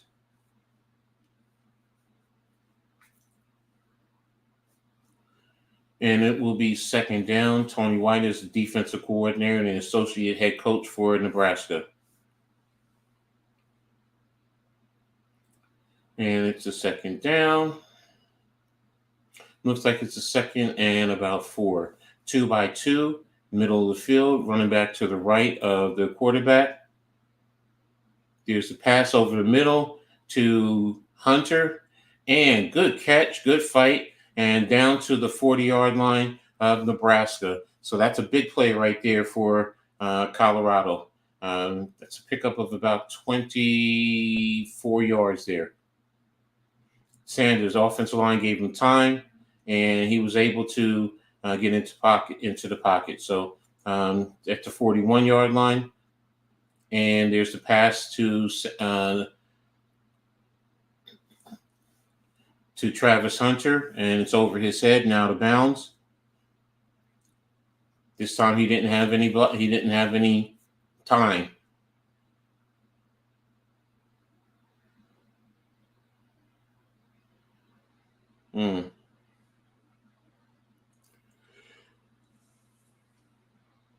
Pat Shermer is the offensive coordinator. 2nd and 10. Here's the snap. And play is stopped. Looks like they said false start against Colorado.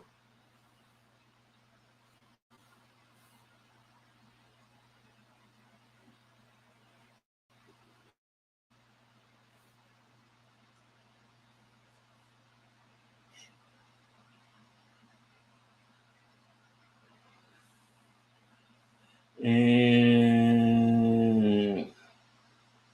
they've allowed the second most sacks in all of the FBS. 56 on the season so far. Oh, no, that was last year. I'm sorry. That was 2023. Very safe. 56. They've allowed 4 tonight. All right. So it's a empty set, 2 by 3 on the left hash. Nebraska pass to, looks like it's to first down. Pickup of about, looks like it's a pickup of about 12 yards there.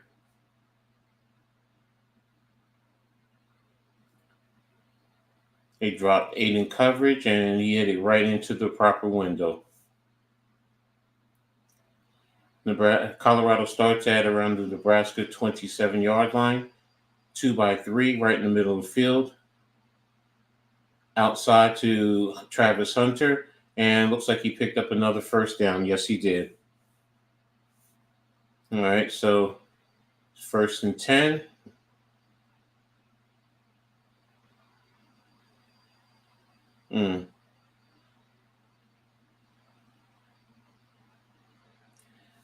It's going to be a 1st and 10. 4:32 and counting.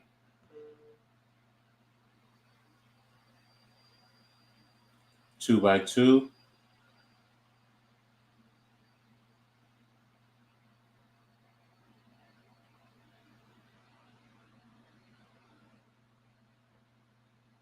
And it's going to be a 2nd down and what?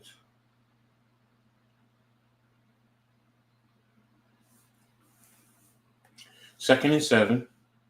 4 minutes left in the quarter. 21-0 Nebraska. Can Colorado score? They're at about the 12-yard line.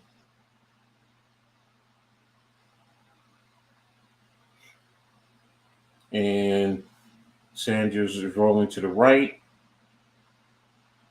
and threw the pass out of it, away from his teammate. That was intended for Travis Hunter.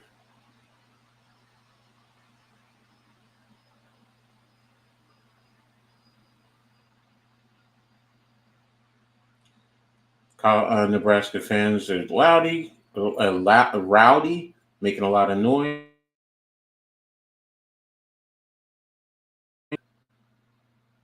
Left.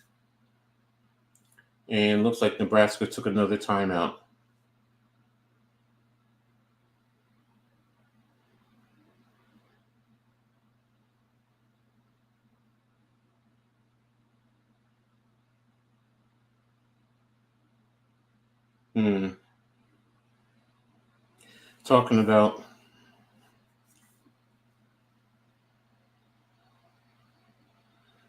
Talking about Travis Hunter from last year. Last week, 7 receptions, 132 yards, 3 touchdowns.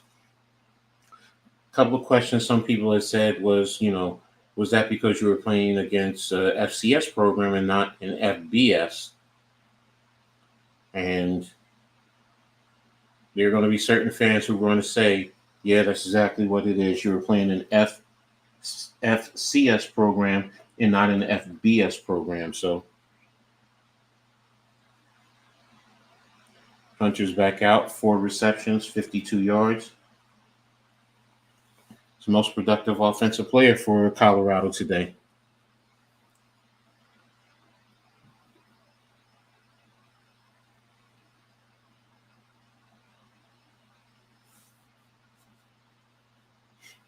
And they're 3-by-1 in the bunch, running back to the right. Sanders is up in the pocket, and he was holding it too long. He's holding it too long, but because he doesn't have any time with the blocks. He wants to get it to him, but he has no time.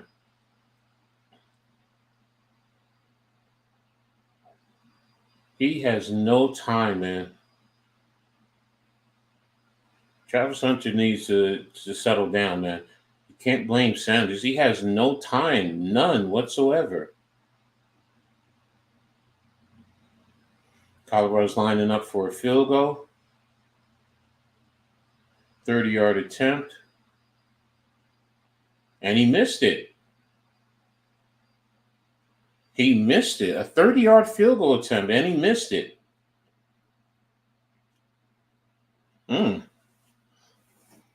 It is not going well for for Colorado today. It really isn't, man.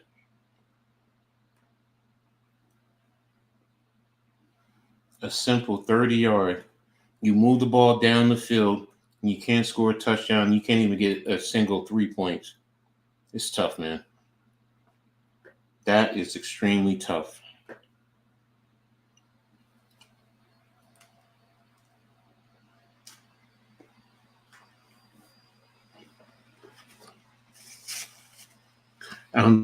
Sanders can do to really get these guys' heads into the game, man.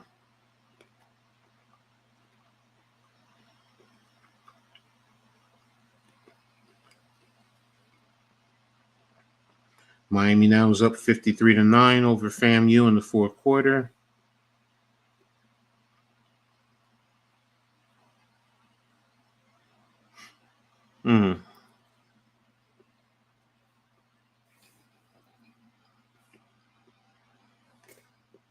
Florida's 14-0 over Samford.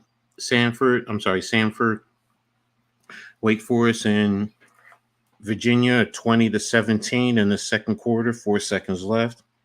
Alabama is 14-6 over USF in the second quarter. Illinois is leading Kansas 13-10. Missouri's 24-0 over Buffalo in the second at halftime. Stanford over Cal Poly in the third quarter, 21-7.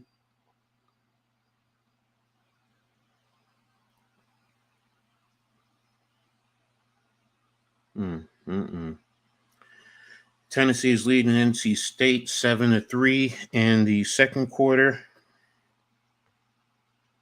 LSU's 23-14 lead over Nicholas State. Ohio State is 28-0 over Western Michigan.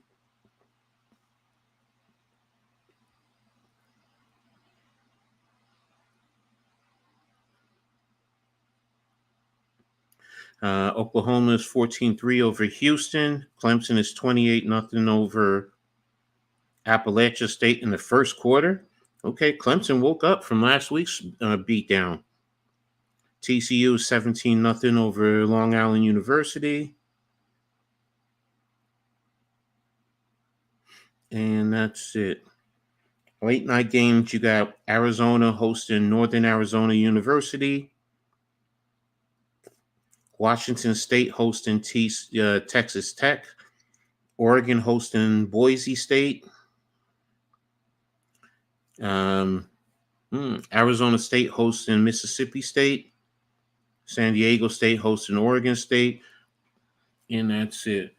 Okay, right now back to action. And quick screen to the outside. And pickup of about 5 yards. Oh, the ball was blocked. That's why he missed it. The ball was blocked.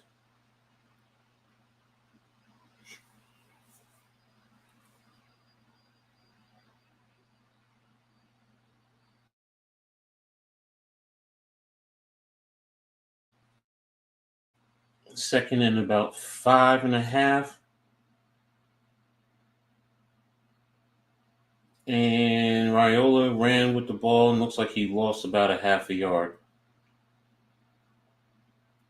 Looks like it's going to be 3rd and 6. I think the center snapped the ball a little bit too early.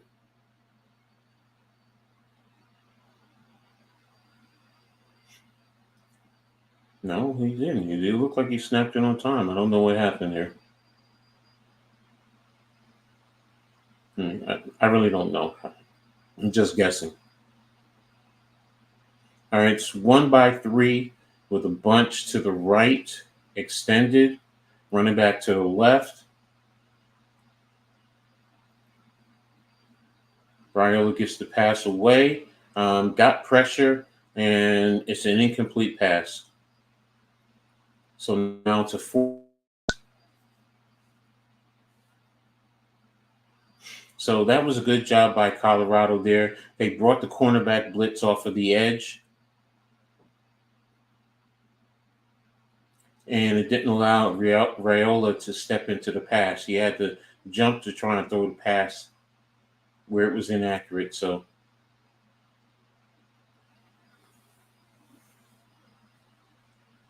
Nebraska's ready for the punt. They're lined up. Here's the snap. The kick's away. Fair catch sign at the 29-yard line.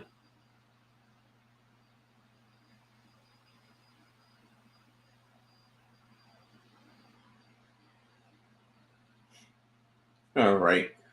Colorado's getting ready to come out. Last instructions from Pat Shermer.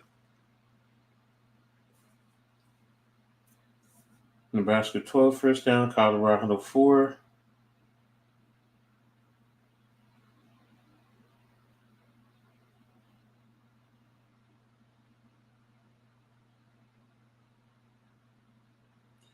All right, 2 minutes before the 2-minute timeout. I'm sorry, 2 seconds. So empty set, 2-by-3 with the bunch to the right. Pass, a pickup of about 3 yards.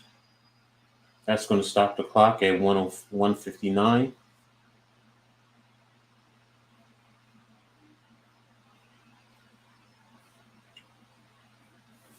And there we are. Just about 2 minutes away from halftime, ladies and gentlemen. 2 minutes away. So, much to say about this game. Really, there really isn't. This is a total beatdown, man. This really is.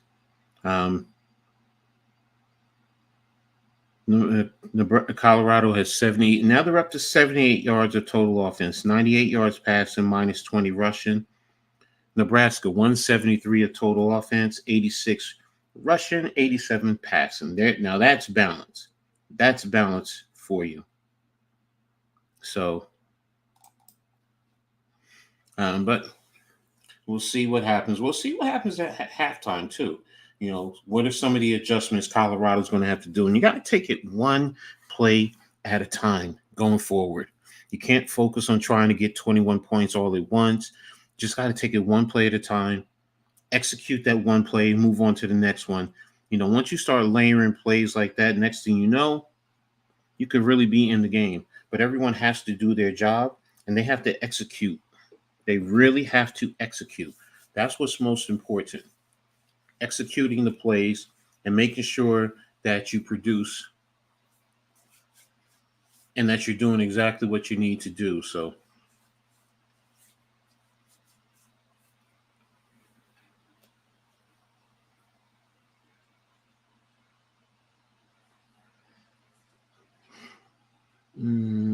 trying to take a look here. I'm trying to find that Alabama score.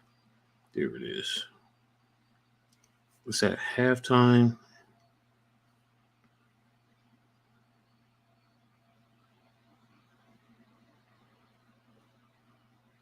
Hmm.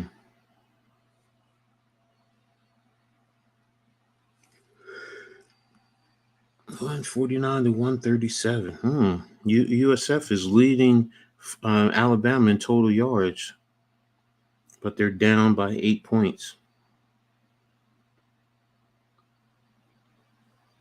All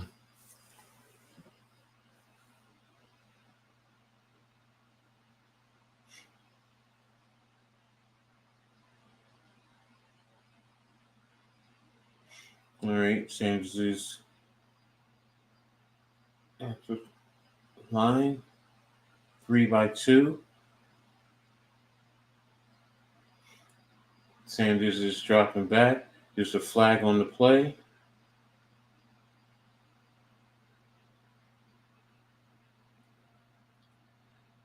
Sanders, I think that should be also intentional grounding. He was in the pocket, even if he threw it towards the line of scrimmage. You have holding against the offense.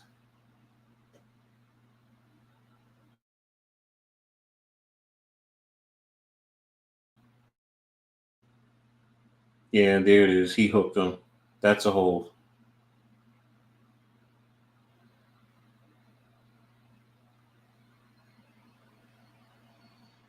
Penalties, Colorado 5 for 50. And there we are, back at the line of scrimmage.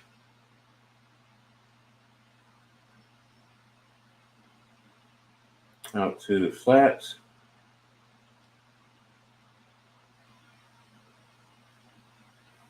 That pass from Sanders went to Hunter.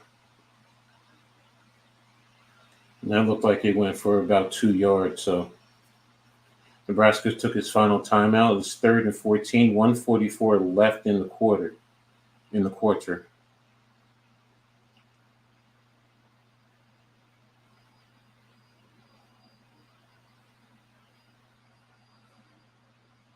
Looks like they're really getting on the offensive lineman, man. Because they have no time up front to do anything. And they completely abandoned the run. They've literally abandoned the run in the second quarter. Not even in the third or fourth quarter, in the second quarter.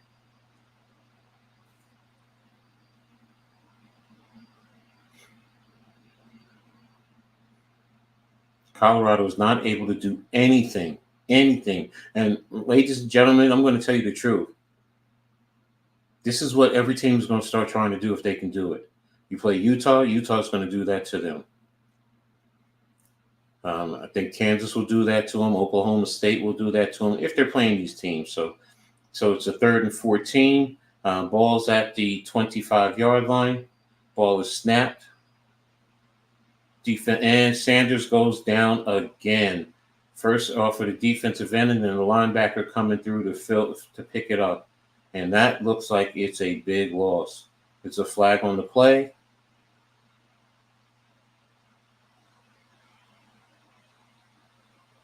Offsides against Nebraska. Okay, that changes that.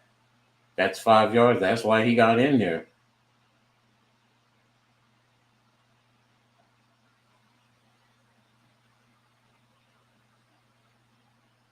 Matt Rhule is complaining about something.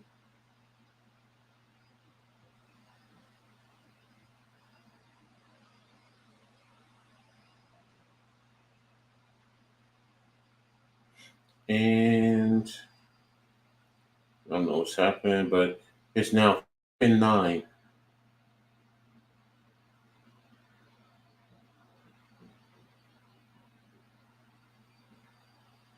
All right, it's 3rd and 9. 3 by 2. 3 by 2, double wings with that. Getting chip blocks. Sanders is looking, getting pressure. And the pass is incomplete. Number 44 caught it. Sanders has no time. He has literally no time at all. The defensive linemen are literally just running straight to him. They're like the offensive linemen are not even there. They're just not there. He's just like trying to throw the ball away just to get it up there and out of there. And he can't do anything. And Nebraska is like, they're like sharks that smell blood. They are sharks that smell blood. So it's 4th and 9 at about the 30-yard line. Lined up for the punt. Your kick is away. And it's fielded at about the, what yard line is that? It's at the 30-yard line.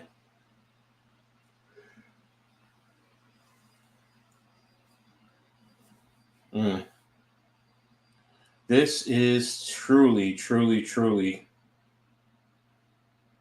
a beatdown, man. All right, well, so what's Nebraska going to do? You have no timeouts, 1:25. The clock will stop on 1st down. So right now they're 3 by 1 and ball's in the middle of the field. Ball is snapped. They're running a little screen to number 14. And he's brought down from behind, pickup of about 6 yards. They're hustling to the line of scrimmage for the next play. He's giving the signals. It's 2 by 2. Running back is to the left. Catch and tackle and brought. Oh, okay. There's a flag on the play. Now it was a catch and brought down at about the 48-yard line. Oh yeah, it's targeting. It's targeting. It's targeting. Number 43 led with the crown of his head. That's targeting. That's a classic example. I don't know why he got upset, unless he's getting upset at himself. Yeah, he ducked his head and he hit with the crown of his head. When I say the crown of the head, it's basically the top of your head. You dip your head and you lead to go into it, hit into the offensive player. Something you can't do. And he hit him on the side of his cheek. So that's targeting. He's done for the rest of this game. So that'll go from the 48 at 15 yards to that. So that should bring it down to the 33. That's putting you in position to take a couple of shots into the end zone and add more points to the score.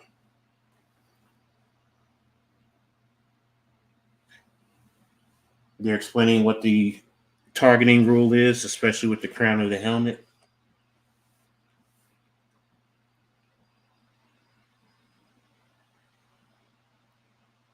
I'm looking.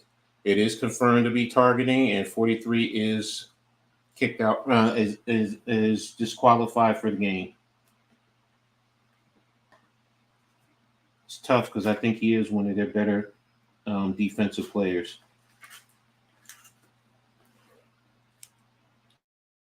First and 10, and it should be about the 33-yard line. 59 seconds left on the clock. Why is the clock running? That was a penalty. It should be done. Okay, the ball is snapped. And that's interference. and he had his hands all over him. I don't know why these guys are getting upset. They have hands all over him. They're holding. They're hitting with targeting. That's a penalty, gentlemen. I don't know what you're complaining about. That's a penalty. You're grabbing him as he's trying to reach back. Now, if you're talking about you're upset with yourself, you're holding him. You're totally holding him. Big Fish reporting, yeah. Coach, this first half has been disturbing for the Buffs. And speaking of disgusting, how about yeah, I know. That was a tough loss, man. Tough loss, man. So it just seems like there's always every year one of those losses. So right now it's at the 18-yard line. Here comes the blitz. And bobbled and caught by 15. The defender had the pass. He bobbled it. And then 14 caught it in the air and just ran the rest of the way in for the touchdown. So that's going to be an 18-yard touchdown pass for Nebraska. Wow, man. Like, when it rains, when it rains, it pours. It literally pours, man. But, hey, that's what Nebraska needed to do to get before the end of the half. So this is getting much more. So what is the final outcome going to be? So extra point is up, and it is good, and it is now 28-0. You have your field goal blocked. You start to move the ball and can't get into scoring position. And a situation like this, you are in perfect position as a defender. You undercut, bobble the pass, and your offensive player caught the pass and then walks into the end zone literally scot-free because there was nobody else there. So I guess the only thing left for us to discuss is this thing over?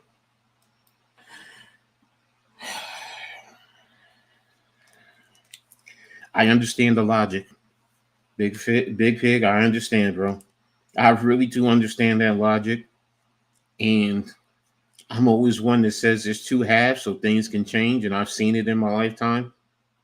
Over 40 years of coaching, I've seen situations where one team is getting dominated in the first half, and in the second half, things change, and the other team comes back to win. But a team has no running game whatsoever, and they can't do anything. I mean, look, minus 20 yards in rushing. The kick is away. It's a squib kick. And it's fallen upon by Colorado. So there's 39 seconds left in the quarter. So, but yeah, there's Nebraska. I mean, Colorado has no rushing attack at all. They've completely abandoned the run game. So, is it over? I don't want it to be. I don't want to feel it is, but I do understand the logic. Yeah, it probably is. So. Last week Sanders was all electric, and it said 56 seconds, did his thing, but it's kind of hard when you're playing like this. So they moved him out into the pocket. That's the first time that I've seen them do that, and I said that earlier. Move him outside the pocket. He's not getting the support from the offensive line. I mean, that offensive line is just like it's like melted butter. So, yeah, exactly. Warren Moon and Orioles came back down 38-3 and beat the Bills.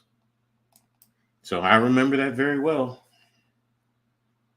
All right, ball is snapped at the 43-yard line. Sanders slips up, and he's moving, and he's trying to get to the sideline. And he's tackled at inbounds. So, and he's a little bit groggy. 17, 16, 15 seconds. They better get on the horn and get that ball snapped. Colorado calls timeout. Should have called the timeout then right away. You wasted time. So Grabbed upon, shirt ripped, running towards the sideline. I should protect the football though, cover it. That's one thing about me as a coach. I never want to see my players run around with that ball in their hand like that. So you need to protect it. So, and it's 15 seconds left in the half. 28-0 Nebraska up over Colorado. This will be a 2nd and 7 when we snap the ball.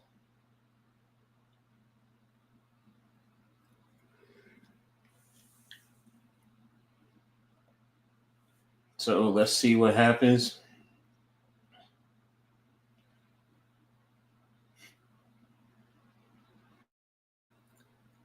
You got Maury Jr. I guess they're trying to see if they can get into field goal range. So it looks like they're around the 46-yard line. They're rolling him out to the left. There's the pass and incomplete. So 9 seconds left in the quarter. I should have had that pass.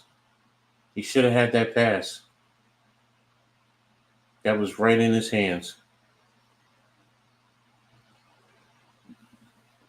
3rd and 7. 3rd and 7. 9 seconds. 46-yard lines of Colorado.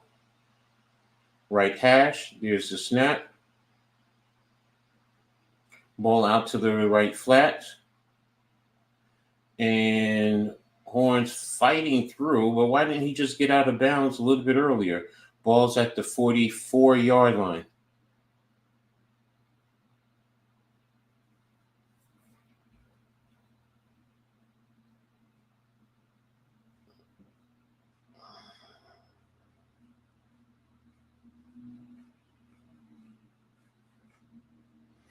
All right, Sanders and Shermer are talking over, what they possibly can do.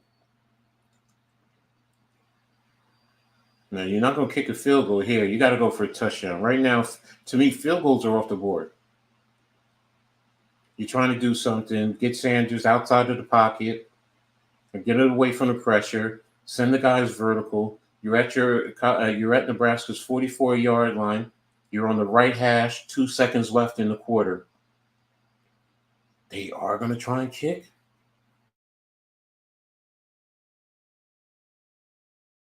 This is going to be a 61-yard field goal attempt.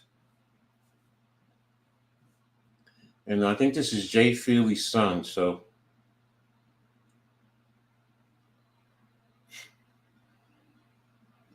It's on the right hash.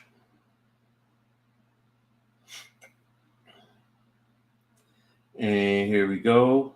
Ball is snapped. Kick is up. And it's no good. Short. It looks like it was short by about another 5 yards, 3 yards from reaching the goal line. I'm sorry, from the goalpost. So that's what it is right now. It's 28-0 Nebraska at the half. Buffs got a non-existent run game, shoddy defense, offensive line shaky, and mentally these Buffs have to be wondering what in the world can they do to just – I'm with you, Big Pig. I'm with you, man. This right now is, it's tough, man. It is tough. As a coach, you don't want to think like that. But I get he was desperate because he just want to put points on the board. Where me, I'd rather just, you know what? Let me wing it and throw it down into the end zone. So when you see that, that's a coach who's just trying to get points. He's desperate for points, to be honest with you.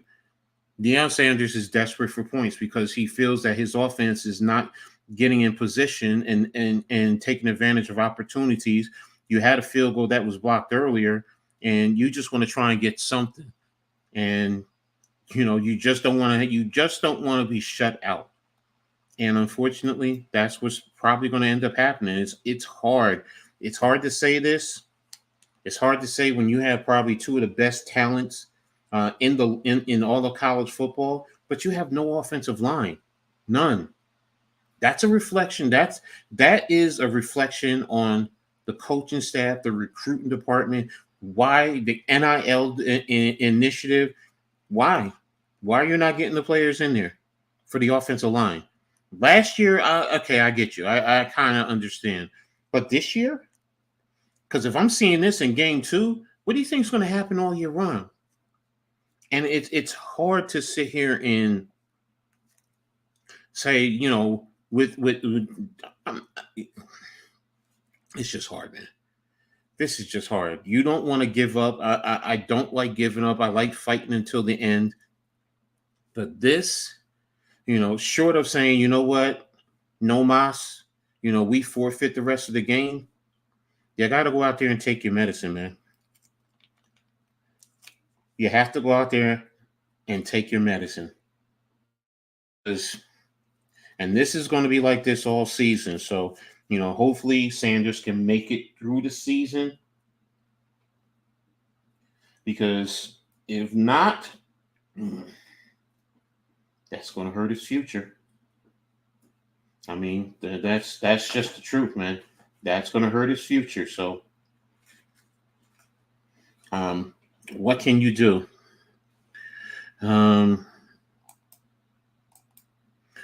Are some schools you feel are too portal dependent? I've heard rumors there are some. Arco, this is totally embarrassing. There is no fight. They can't fight. This is like kindergartners going up to fight high schoolers. So, but again, Big Pig, are there schools too dependent on portal? Yeah, like to a degree. They are. Colorado is supposedly one of them. But you see that it's not working. I don't care about the Buffs. I mean, think about this. There's some schools that are too dependent, and then you got Clemson who's doesn't believe in the portal, and yet and still they don't. It's just too hard. No, I agree with you. You still need to get your high school kids in there. You still have to build it up, man. And I'm going to say this. They're probably going to cut this game, ladies and gentlemen. They're probably going to cut this game. If it keeps getting worse than this, they're going to probably want to play something else. So, we'll see. We'll see. Wake Forest is up over UVA at the head. Huh? I'm sorry. It's just something that just came out. Angel Reese is out for the season with a season-ending injury. Okay, I got to research that for tomorrow. So that's big. Let's see. Stanford is up. Man, Angel Reese is out with an injury. Wow. Let me see. Tennessee is up over NC State, 17-3. Ohio State is up at halftime, 35-0. LSU is in a fight with Nicholas State, 23-14. Yeah, Big Pig. I just got it over on my phone. It says that Angel Reese is out for the season with a season-ending injury. Here, let me read it because it's through Bleacher Report.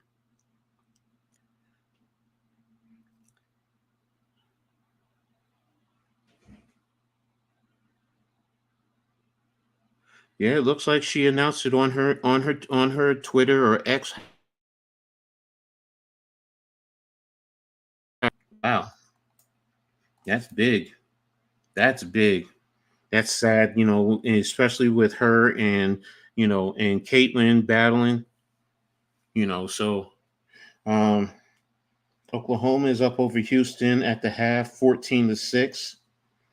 Clemson is up over Appalachian State, 42-7. TCU is blowing out. I don't need to talk about that anymore. Yeah, so that's it. And then I have all the night games. Everything else is the finals. Yeah, so everything is the 10 o'clock game. So, oh, man. But this is Notre Dame schedule. They're talking about Notre Dame at Purdue next week, Miami of Ohio, hosting Louisville, hosting Stanford. Looks like Georgia Tech's. I missed the rest of it. So, they got a lot of the guys from the Big Ten network on there.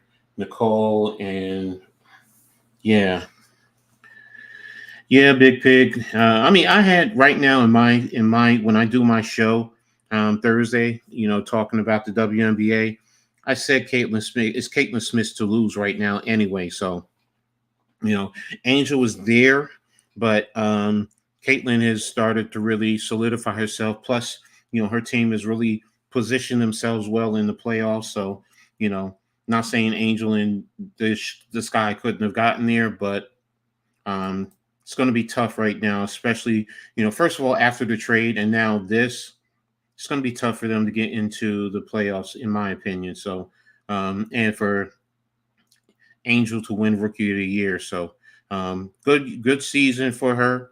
To me, she's the number 2 in terms of Rookie of the Year. So, I wish her a speedy recovery because I love watching her game. So, but let's see. Coach Marcus Freeman is pressing his luck. He gotta be on the ropes at this point. Job is in disarray. You really think so? I mean, I get Northern Illinois, and I know every year it just seems like there is that one loss. What I think hurts Notre Dame more than anything, I'm sorry, I know they want to be independent, but that's what's hurting them. If they're in a conference, because think about this, LSU lost, but they're not out of the championship fight.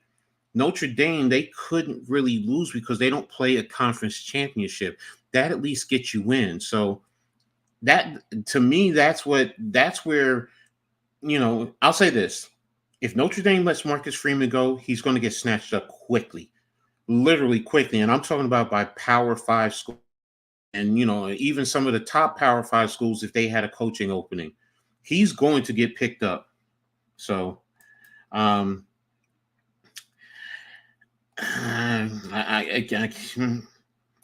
love Dion, but, I understand why you're saying that. I will say this, though. I think Deion Sanders is headed to Florida State if that job comes open next year. Florida State, I think, will grab him. They should absolutely go conference, but they're too stubborn. No, I agree with you. And they're right in the right footprint, too, in the Big Ten. That's the perfect spot. They're right there. And many of the schools that you play are in the conference. Purdue, Michigan, USC. I mean, come on, you're right there. Then you can get Ohio State because you do play them on occasion. You have Nebraska, you have Michigan State. You do play from time to time. So there's plenty of teams there. Plus, you can play for a conference championship. I get you got your TV deal and you want to have your own TV money, but I'm sorry. When my school, Rutgers, has the opportunity to make $75 to $100 million, I mean, are you making that kind of money, Nebraska? Notre Dame? I don't think so. I don't think they're making that kind of money, But hey, if that's what if they're happy with their TV money and not having to share it, okay. But if it's about the money and you can make 3 times what you're making now, hello, you have a little bit more coverage in terms of situations like this. So.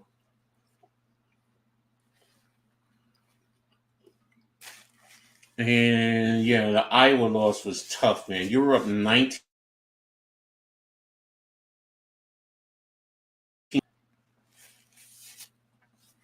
I don't get it. Coach, you talking about Marcus Freeman being snatched. NIU coach raised his stock. Yeah, he did. He's very energetic and a great motivator, man. And no, he is. I've been watching him I watch MAC football, and I've watched him, through for the past couple of years. He's definitely a good coach, and he will be snatched up also. So Alabama's in a dogfight with South Florida. 14-6. Man, some of these smaller schools are really stepping up to the big boys, man. Some big schools going to come running with a big bag of for hammock services. Yes, they are. They definitely are. So, I can see several schools, making a jump at him. So, but we'll see what happens. Kansas is up over Illinois 17-13. So Ohio State's at goose egging Western Michigan at the half. So that's Chris Sims, Nicole, Perry, and Maria Taylor. So, but hey, man, this is tough, man. Watching Colorado like this is really tough, man. But let me go over the stats real quick, just to, like I always do at the half. All right, Colorado, they have 112 total yards, 129 passing, -17 rushing. Nebraska, 209 total yards of offense, 122 passing, 87 rushing. Shedur Sanders, 13-23, 129, 1 interception. Rhule, 14-17, 122, 1 touchdown. Rushing, Offerdahl, 2 carries, 4 yards, along of 6. Hayden, 2 carries, 3 yards, along of 4. Shedur Sanders, 5 carries, -24, along of 3. For Nebraska, Dowdell, 9 carries, 47 yards, 2 touchdowns, along of 13. R. Johnson, 5 carries, 22 yards, along of 11. Rhule, 2 carries, 11 yards, along of 12. Barney, 1 carry, 7 yards. In terms of receiving, Travis Hunter, 11 targets, 7 receptions, 72 yards, along of 28. Shepard, 2 targets, 2 receptions, 29 yards, along of 19. Horn, 3 targets, 2 receptions, 21 yards, along of 11. Wester, 4 targets, 1 reception, 5 yards. Smalls, 1 target, 1 reception, 2 yards. Offerdahl, 1 target.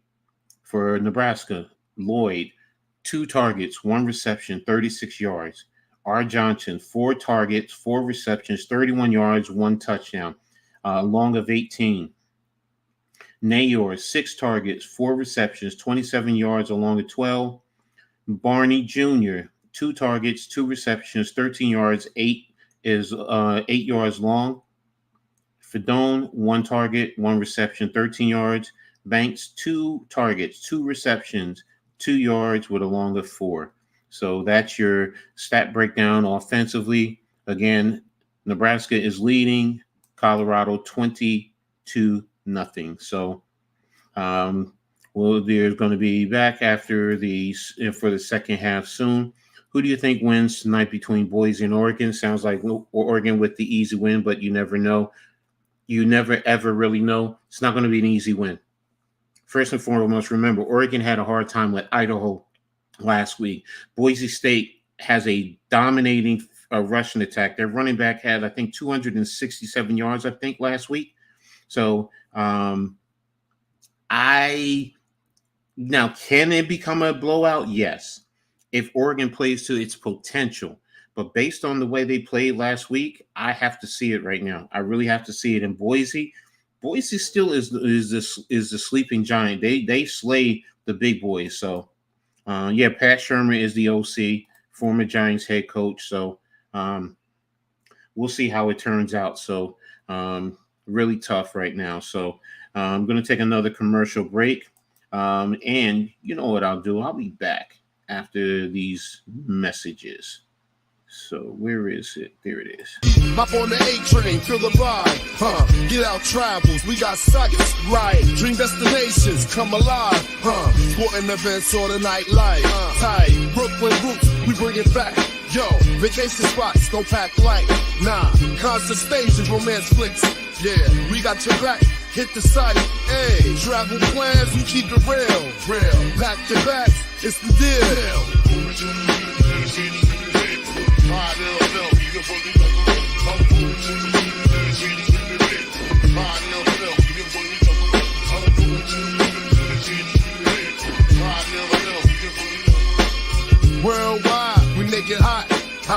Catch your flights, don't miss the clock.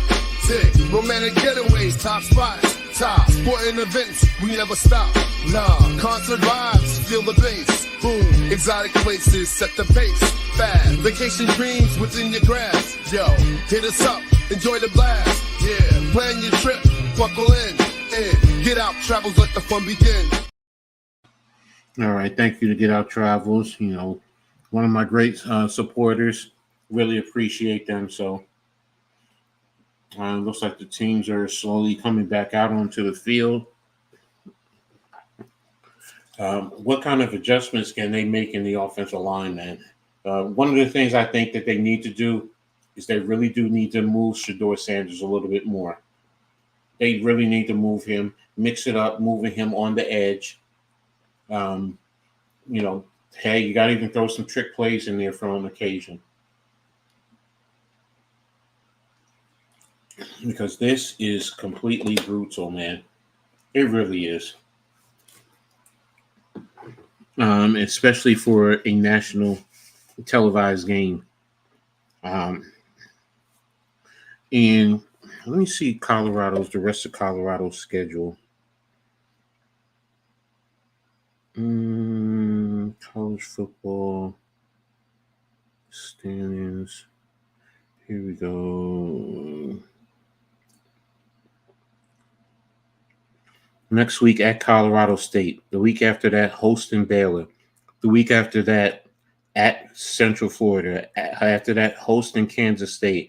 After that, Arizona. After that, hosting Cincinnati. After that, at Texas Tech.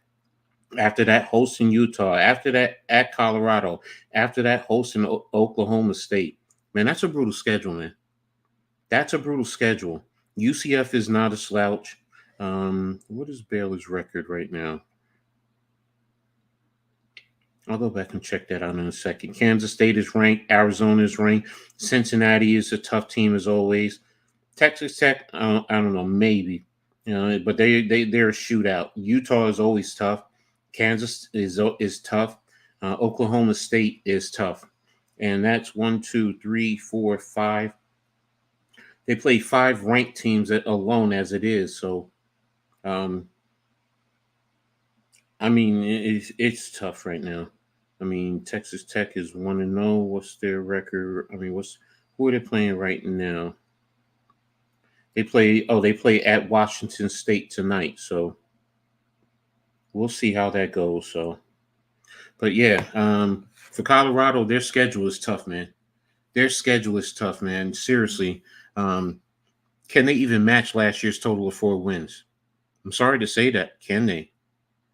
It doesn't sound like they can, man. Colorado State, maybe. And they had a fight with them last year. Remember, they just fought with North Dakota State, who's an FCS. Texas Tech, maybe. I can't see them beating Kansas State, Arizona, Utah. No, I can't see them doing that. Oklahoma State, no, I can't see them doing that. I mean, that's tough, man. With an offensive line that's atrocious. I'm a Giants fan. And our offensive line is 1,000 times better than this. And Giants fans complain about the offensive line. I've complained about the offensive line, the performance. But seeing this, no. It's hard. I mean, I'm trying to be optimistic. Can things change in the second half? Yes. But it's really hard for me to see it changing. It really is, man. It really, really is. So, and then Nebraska is getting all the bounces, all the lucky bounces. I mean, that last touchdown. So we're coming back to the start of the third quarter. I mean, Nebraska blocked field goal, an interception for a touchdown. I mean, how many sacks allowed? 4 sacks today. 4 sacks, man. 4 sacks. And that's in the first half. Not the game, first half. I don't want to say that this game is over, but I mean, the kick is away. It's hooking to the right, received at around the 3, and returned to about the 23-yard line. So, showing the interview of Coach Rhule.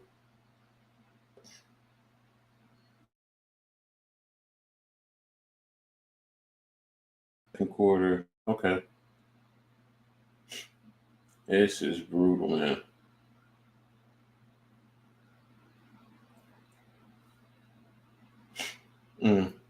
Nebraska comes out, double wings, Rhule under the center, single back, motion across, and running back straight up the gut for maybe a half a yard. All right, Colorado's physical there. Okay. Let's see what happens. All right, they gave him a yard, 2nd and 9.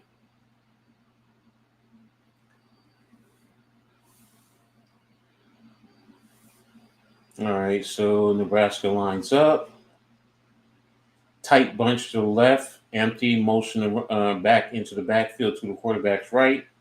On the right hash, Rhule puts the pass up. He lobbed it, and it was there, but he was covered by the linebacker. So good job right there for Colorado.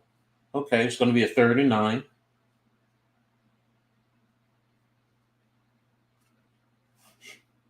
All right, Rhule's lining up, getting everything called, getting the guys situated.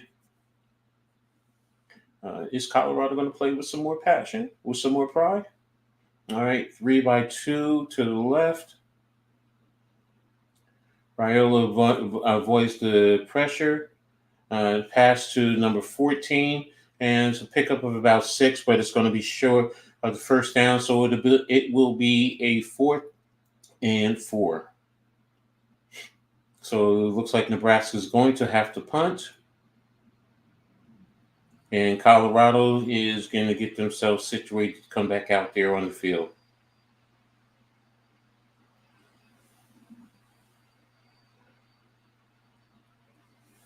All right, so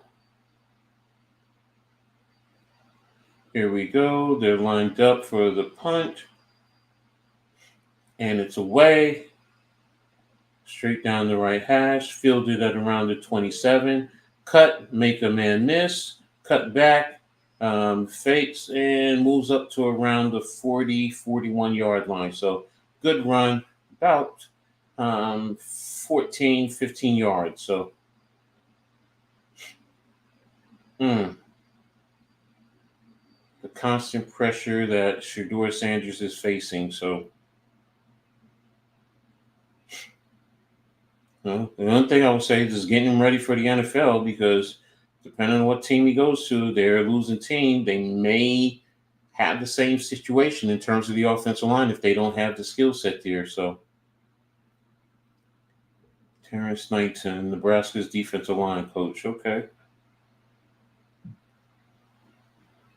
And they're at the 41, 1-3, running back to the left, motion to running back to the right. And why is he holding the pass? Why is he holding it? And there it is. And it's complete to about the 45-yard line. Took forever, rolled to the right. But, he's lucky he got that off. He's lucky he got that pass into that window. It just seemed like he was a little bit too long. And, with this offensive line, you got to get things out quickly. All right, it's 3-1 to the wide side on the right hash. Running back to the right of Sanders. And Nebraska is showing forward, bringing one off the edge. There's a pass into the flat and incomplete. He had no time. They were coming with a nickel blitz. So, and you're just showing the replay of that first play. So, for Sanders to complete it. Hutmacher. All right, 2x2, running back to the right, motion horn across to the left, dropping back. There's a pass to Hunter, pickup of about 9 yards, and it'll be a 3rd and 1. This is where a running game, a lack of a running game hurts you, because if you had a run game, then you could at least line up and run for it, but Nebraska's not going to be afraid of you running.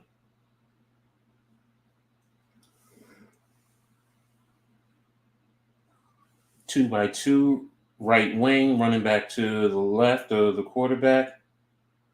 Ball's in the air. And, oh, what a catch. What a catch down to the 6-yard line. Okay, Shepherd is showing something. Just ran 2 verts. They ran 2 verticals on that side, jumped up for the pass, and came down with it. Defender was all over him, but he still made the play.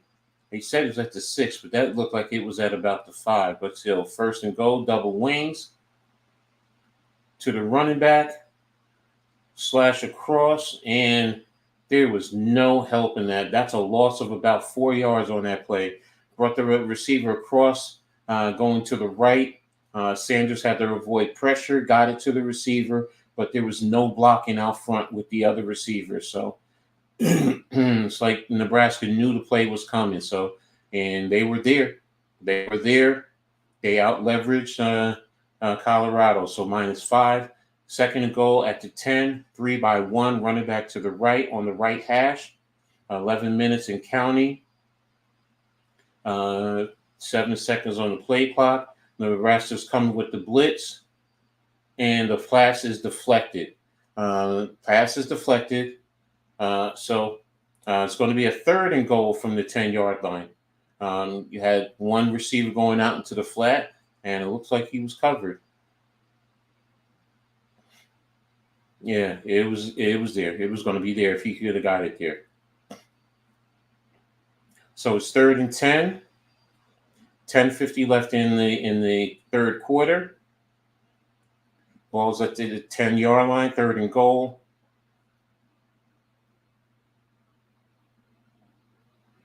Nebraska looks like they're playing zone. Sanders spins out to the left, throws the pass, and it's deflected and incomplete. So it's a 4th and goal.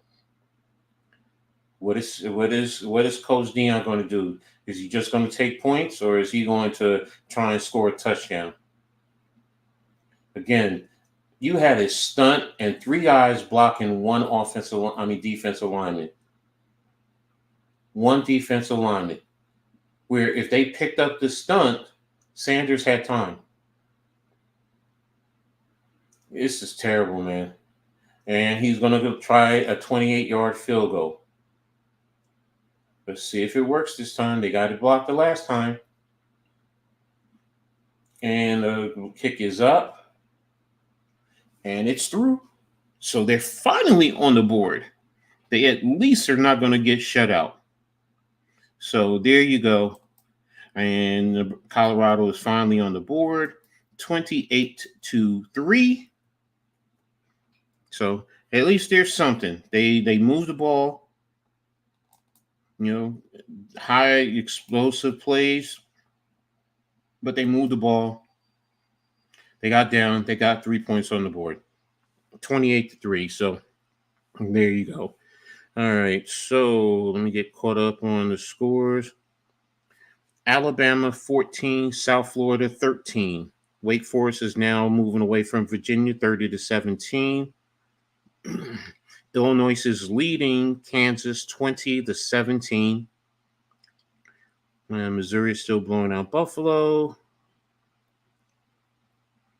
Stanford is blowing out Cal Poly. So a lot of other good games I would love to watch.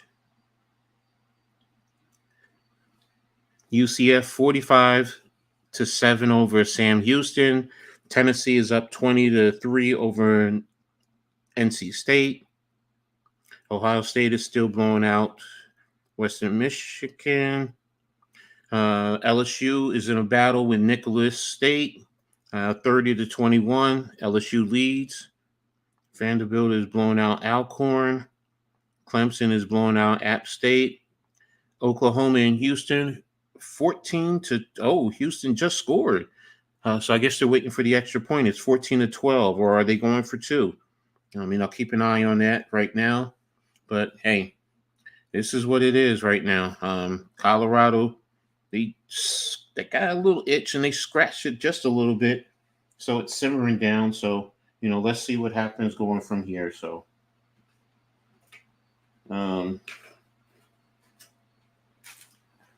still, it's not a good look for them. It's real tough.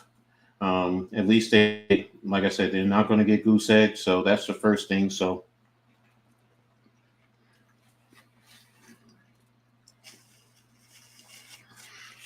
I guess they missed the extra point.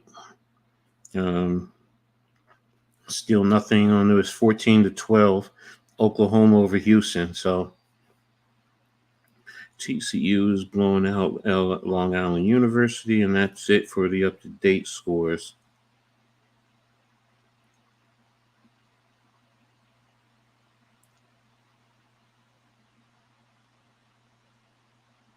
Yeah, they missed the 2-point pass, incomplete pass. So there you go. So, and let's see what in terms of yardage. 129. Oh, still hasn't updated. Rhule is coming back in the 1st and 10.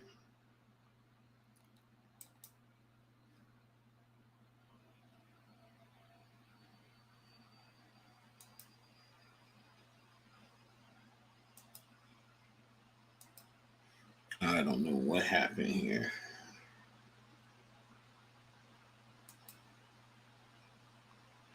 All right, there we go. Got that clear.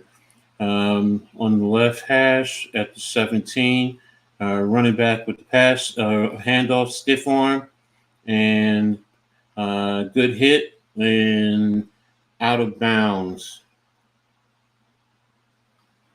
Let me clear this out. All right, I'm not going to do it like this. I'm going to go Bleacher Report. Let's go Bleacher Report and let's see what we can get up here.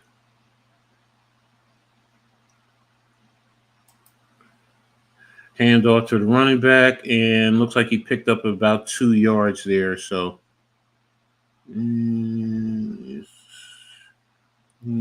no. All right, here we go.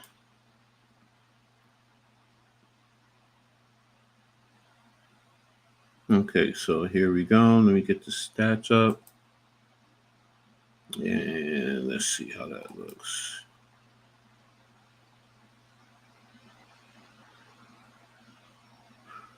Rhule faked the handoff, dump to the running back, and looks like he's going to get no gain. So, and let's see. Let me clear this up.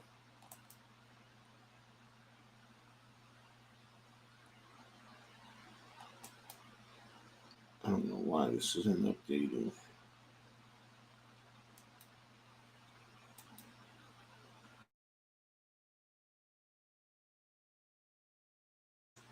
It's going to be a 3rd and 8.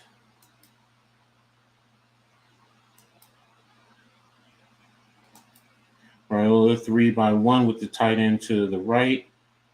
Here's the pass and deflected by Hunter, Travis Hunter. Good defense right there. So it's going to be a punt situation for Nebraska. So, okay.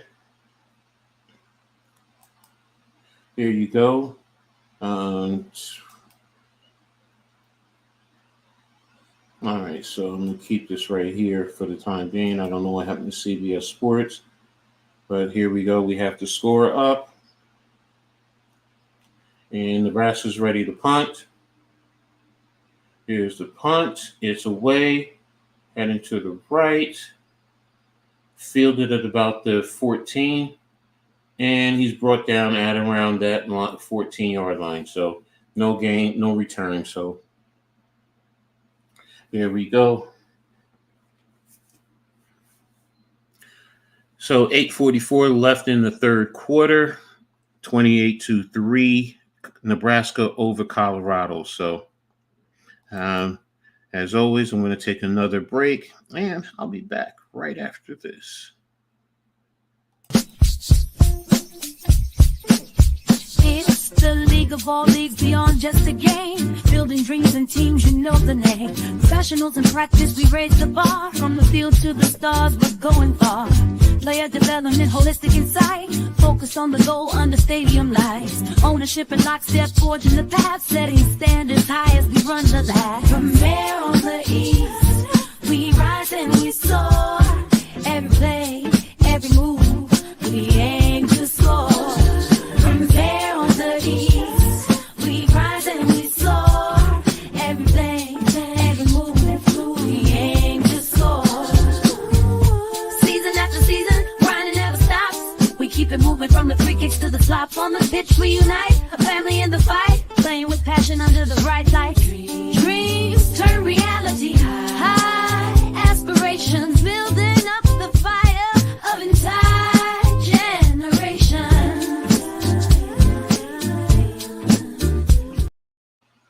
All right, thank you to the League of All Leagues. Been there rocking with me since day one, so I really appreciate you. So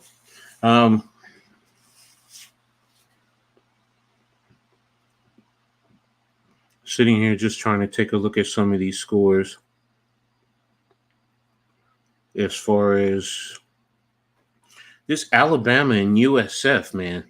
I mean, it's 14-13.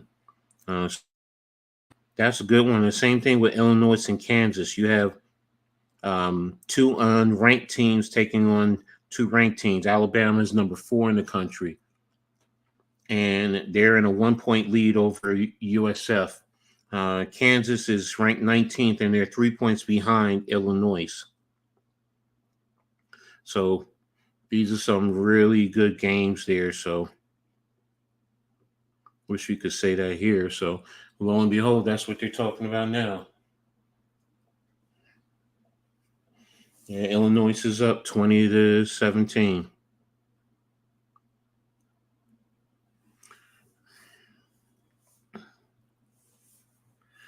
So you have Tennessee up 27-3 over NC State. Ohio State still in the same battle. LSU's 37-21, so they just added a touchdown. So, and I gave you Oklahoma. So there's the play for Colorado. There was a run. It's going to be second down.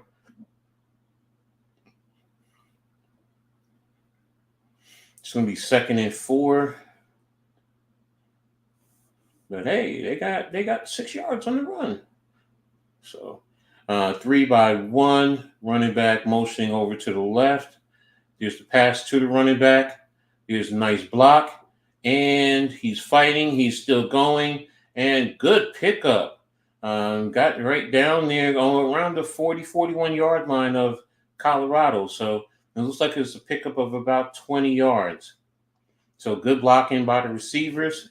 That's how you offset the blitz. You pass right into the blitz. So you make them pay. You force them not to.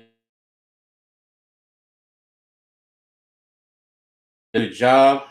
Good way of getting the ball downfield and put the ball to around the 20. So you have Judy walking off the field with an injury for Nebraska. Right now, Pat Shurmur is getting them settled in.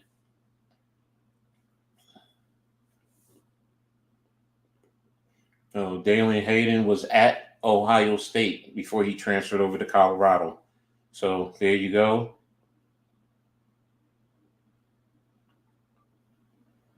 So right now, lining up, 7:50 in the third. Shedur moved the running back over to his right, 2-by-2 on the left hash mark. And motion across.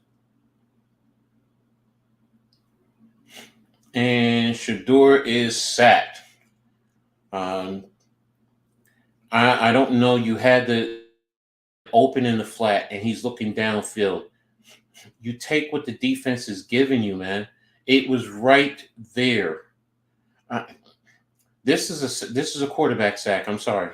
That's that. Now I need to see the whole field again, but from what I saw, just remember 1-by-3 with a bunch to the right on the left hash, running back to the right of the quarterback. So there it is to the running back. Now you give it to him when you should have gave it to him the previous play. That would have put you in a better position. So looks like you just get back to the yards that you lost. Looks like it's going to be a 3rd and 10. Yes, a 3rd and 10. Where that play you probably could have had, 5 yards, would have been a 3rd and 5. Then you could do something else. So checking at the line with the offensive line. 3-by-1, running back to the left.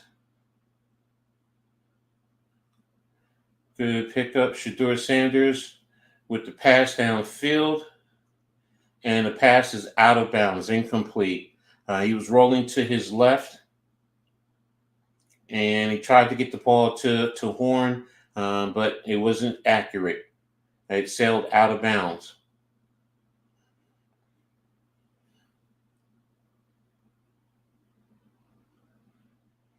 I don't know. You might want to review that.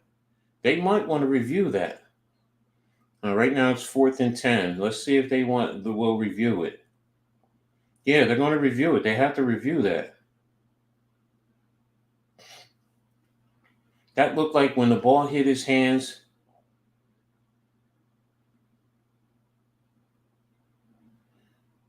Foot down, hit. He has control. No, he doesn't. Okay. No, he doesn't. His toe came up right at the last minute. I thought he had it.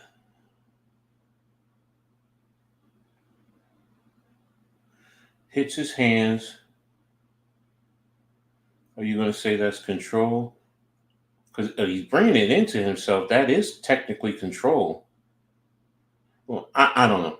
Are they going to say he was bobbling it or that he definitely had control? I don't know. It's too hard. So I would just say stands his call. Because if you're saying that this is control right there, then his foot is down. He has the ball in his hands. No bobble, brought it into himself. From that angle, then it looks like it's a catch. That looks like it's a catch at about the 45-yard line. But that last angle, is there any separation of the football when bringing it into himself?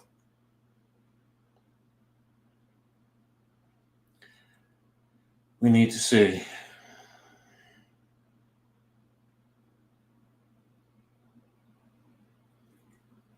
Stands his call. Okay. Yeah, it was too hard. I'm sitting here going back and forth with it. So you just let it stand his call. So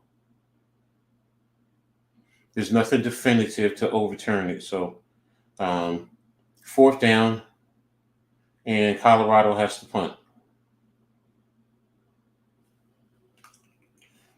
All right, line it up. Here's the punt. And number 13 fields it at about the 12, and looks like he brought it up.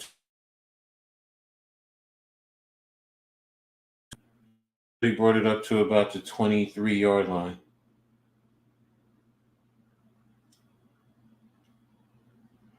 All right, Rhule is just warming up. There's a flag on the play.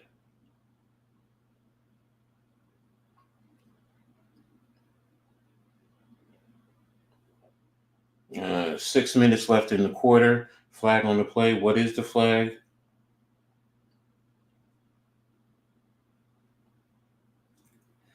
Looks like it's a legal block in the back.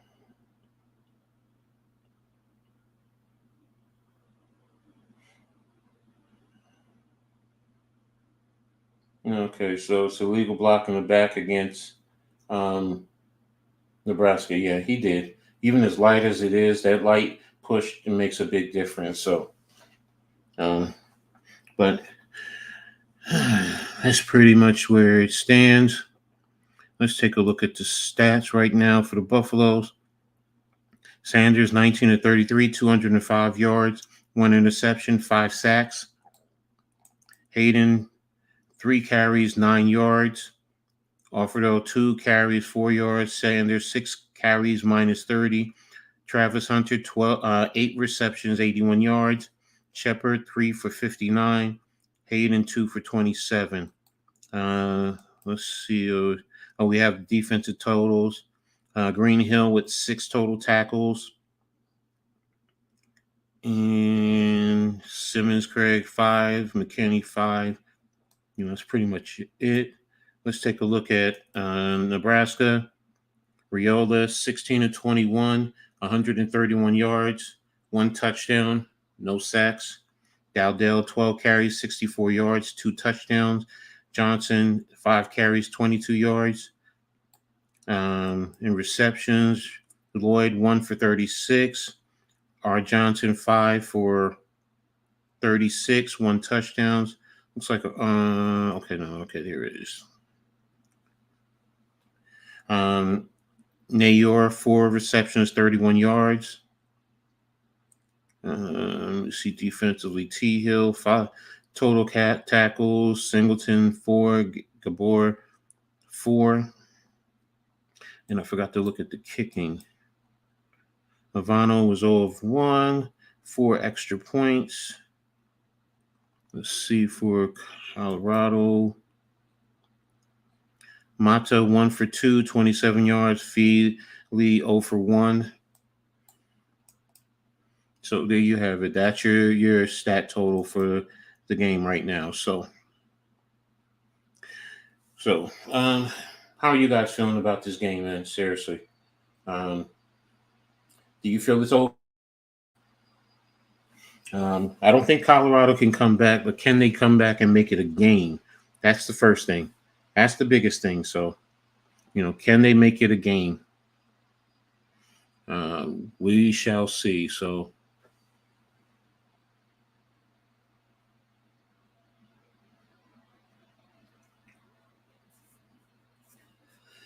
all right, do your 2 head coaches and Matt Rhule and Deion Sanders.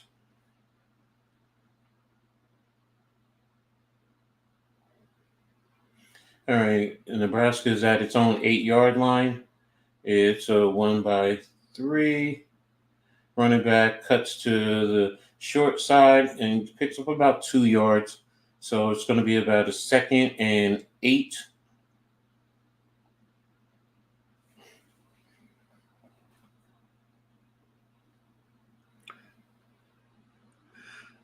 All right, so Nebraska breaks the huddle, 2nd and 8 at the 10-yard line.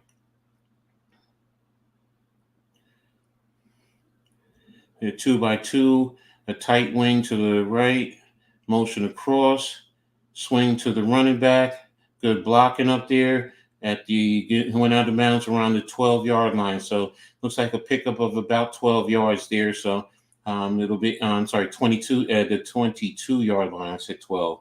That's a pickup of 12 yards and a first down. So there you go. Good play.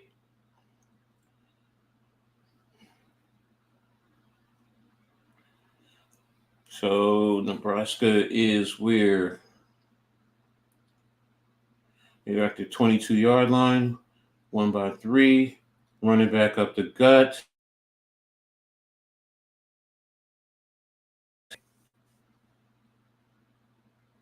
Clock is just slowly running.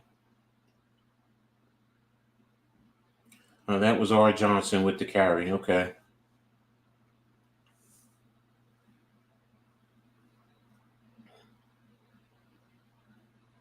Nebraska 1-by-3 with the tight bunch. Middle rush by Johnson. And looks like he's right at the sticks. So don't know where they mark it.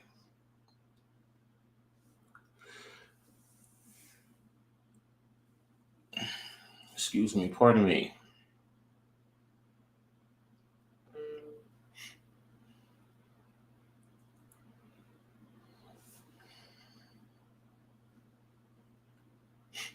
Okay, so same formation.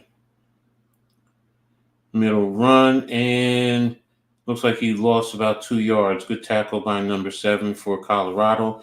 Colorado's front line clogged up the middle, tried to force him to bounce it to the outside where he ran into the defender.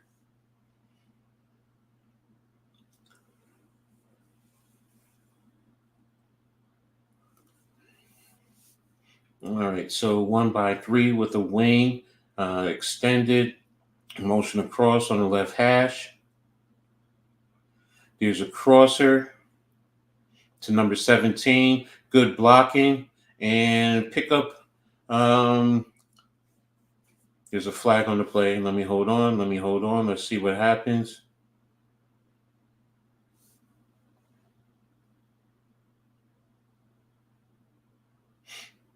Yeah, they call holding against Nebraska. On number 16, Bonner.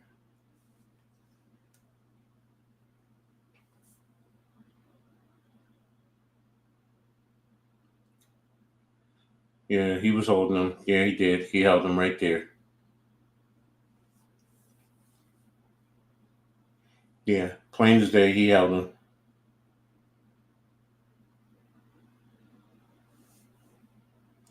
So it'll be a 2nd and 21.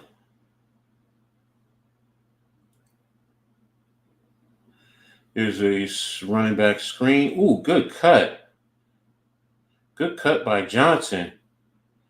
Gave the defender the stakey leg. Had the defender go totally past him. And there's another flag on the play.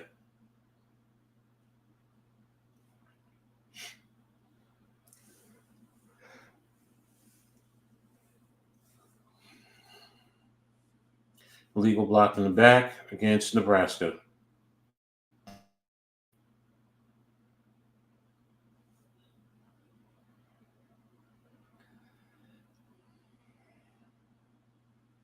Nebraska is starting to get a little sloppy with their play. Blocked by number 51, Evans.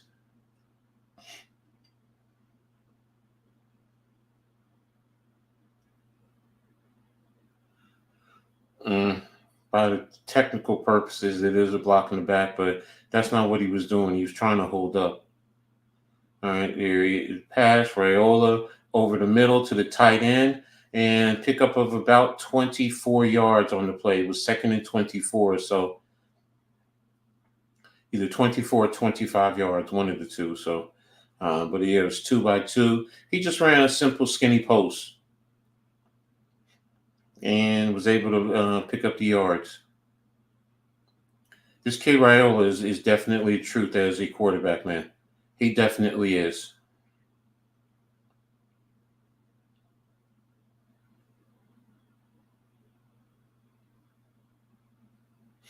$18 to 23, 168, 1 touchdown. And they just did a little twisted wrinkle. And they were in a tight bunch to the left, wide receiver to the right. They faked the handoff to the running back on to the right and brought the other receiver around, and basically just a little reverse. And it looks like he picked up 10, 15, 20, about 21, 22 yards. So good job by Nebraska on the play. It's a 1st and 10.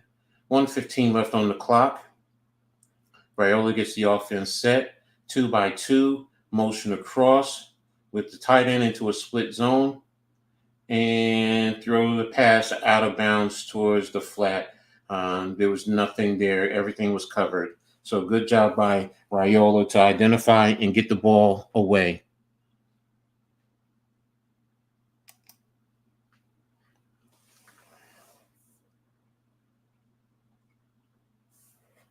Yeah, had to get it away because there was pressure coming down on him. So,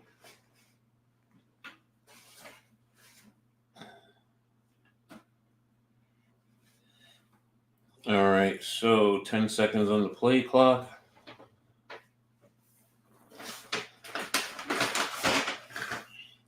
Handoff to the running back and stop for no gain. Stop by Hayes. So it's going to be a third down. He was clean, free, coming into the backfield. No one blocked him, so he just went straight line to the running back.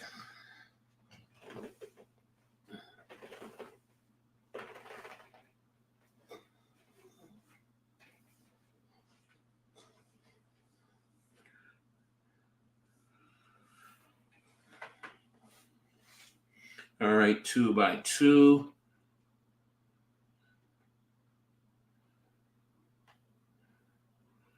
Timeout on the play. Colorado took the timeout. Okay.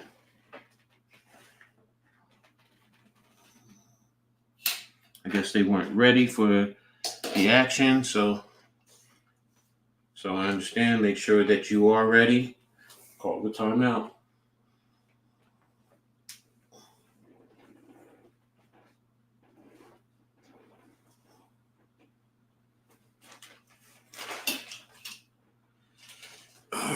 So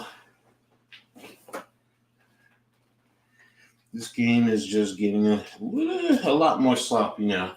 That's all I can say. I guess Travis Hunter is a little banged up because it looks like they're going to take him into the tent. Yeah, do what you got to do to make sure he's all right. Tight munch to the left, motion across, stack, motion across into a stack. 3rd and 9, running back to the left. There's the snap to the running back, and he was covered and tackled for a loss at the 40-yard line. So it's going to be a 4th down right now. Now that looks like it was a loss of about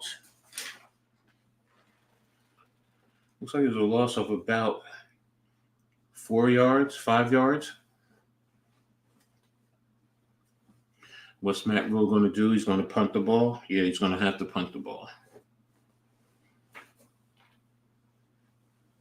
So Colorado stepped up there defensively. Okay. Nebraska moved it a little bit, but they got on the horn and they stopped them. And that will be the end of the 3rd quarter. So when we come back, it'll be the 4th quarter for these two teams. So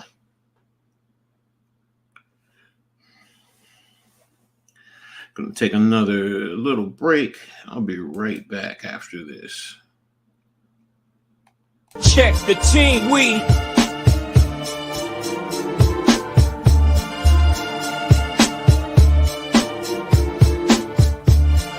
hit hard, grind tough, silverbacks, yeah, we playing rough. Season changing, we don't bluff. 24's all year, say enough's enough.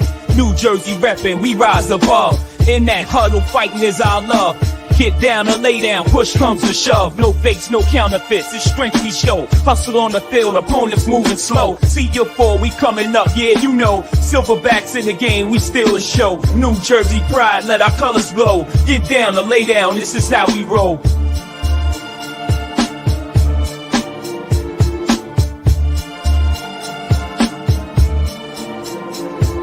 From Newark to Trenton, the crowd shouts loud. Gridiron King, standing tall and proud.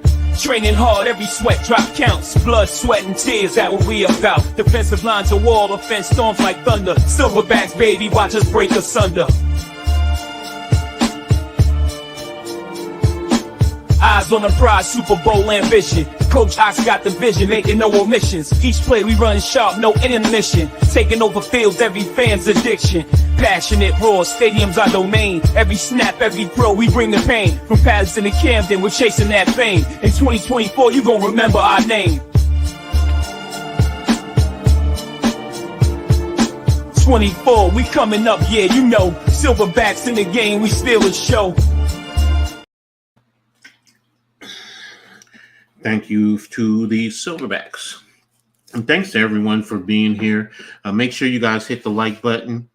Subscribe if you haven't already done so. And hit the notification so you know when new content is posted. And always share on all your social media platforms. Really appreciate it. It's free.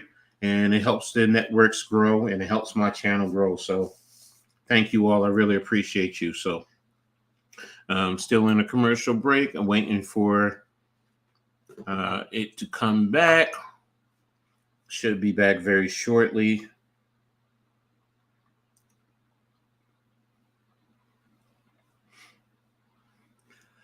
And yes.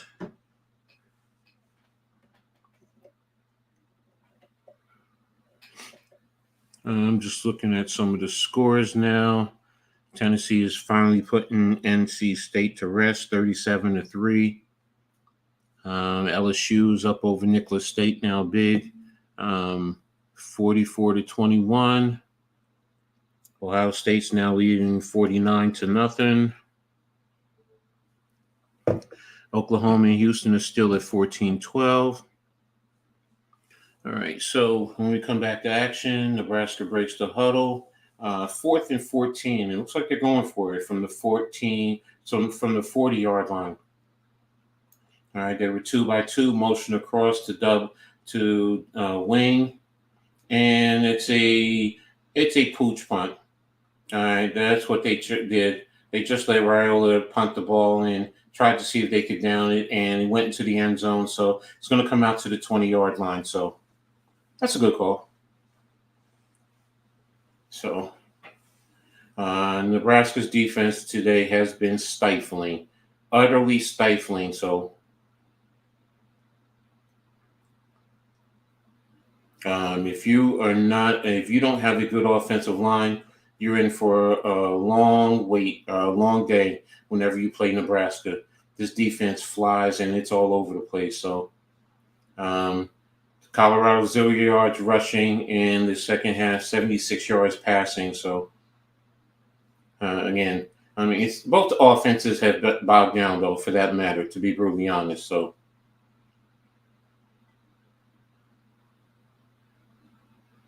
all right, so it's a 1st and 10.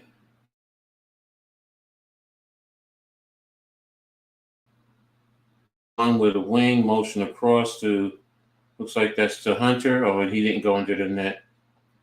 And he's out of bounds at around the 11-yard line. And tossing the ball into play. I mean, to the referee, not into play. Sorry about that. It's 14:30 and counting.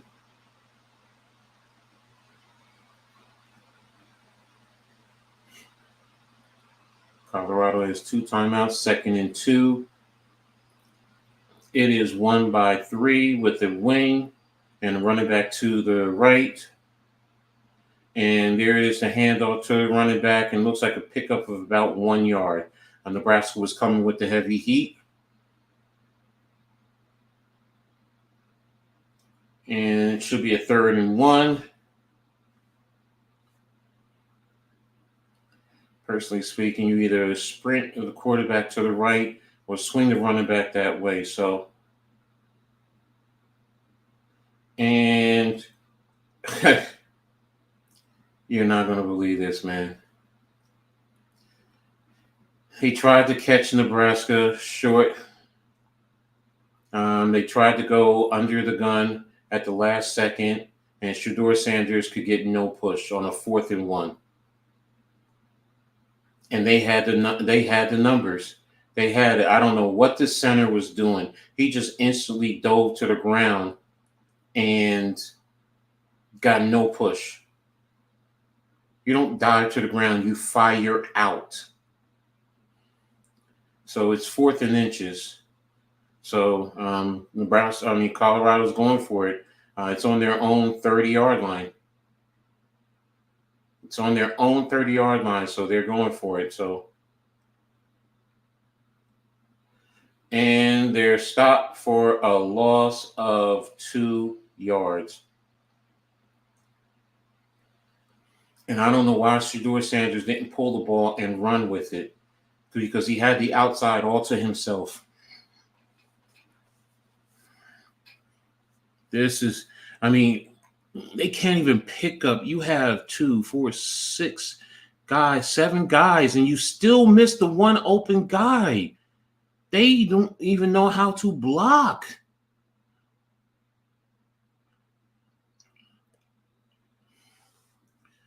That's a shame. Sanders should have pulled it, though. He should have pulled the football because he could have had the outside all to himself. What they did, they had the tight end in the wing. They double-teamed the defensive end, and they didn't work to the linebacker. If they worked then yes, the play works. All right, Nebraska ran the ball and got stopped for either a loss of yards.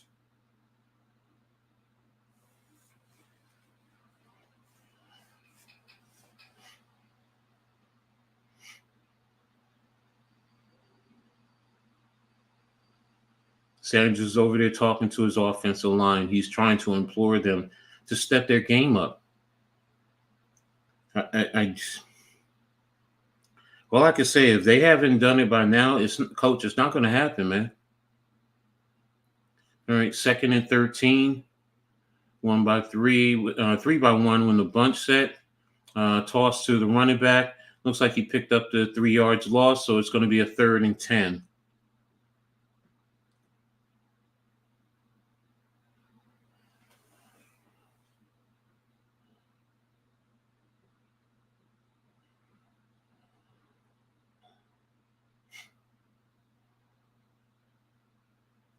These offensive linemen, their eyes are totally glassy, and they don't have the confidence, man.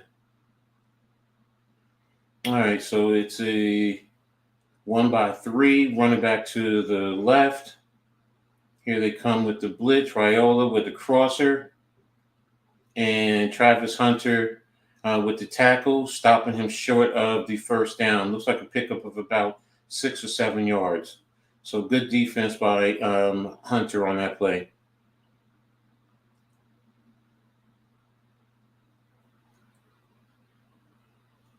So is Nebraska going to kick the field goal, or are they going to go for it?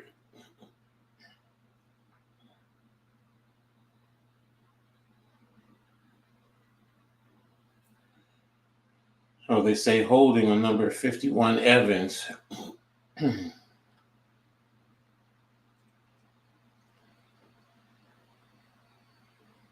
How was that holding?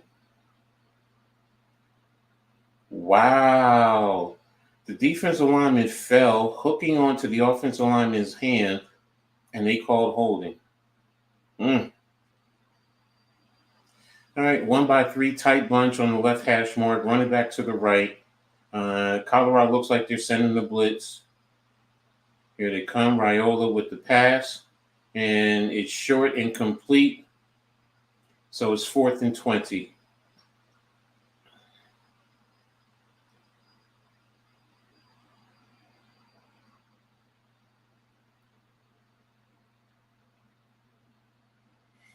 And that was good defense.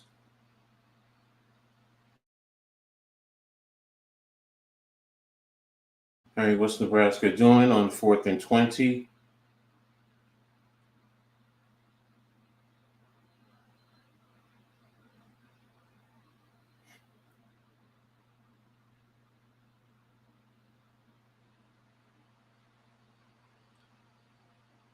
And they're going to punt. It looks like they're going to take a penalty. Ball's at the 38-yard line, delay game. Decline the penalty if you're Dion, just decline it. Why give them extra yards to try and pin you deep?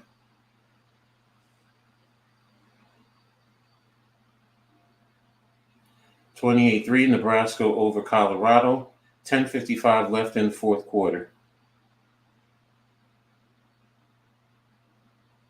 4th and 25. The ball got deflected. They threw a flag. The ball was deflected.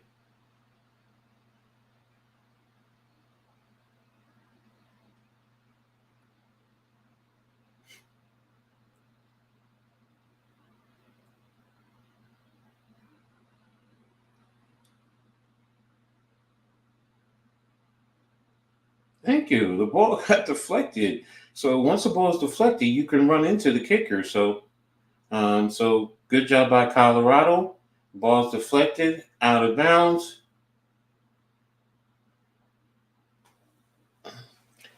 And Colorado will be taking over when they come back after this.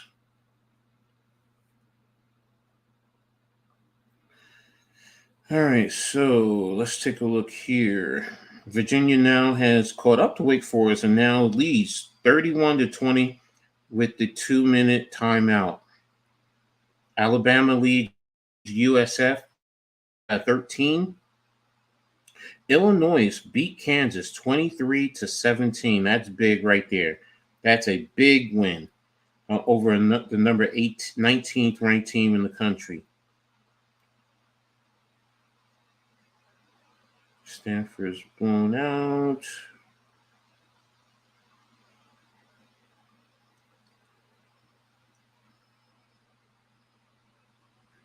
And Tennessee's up 37-10.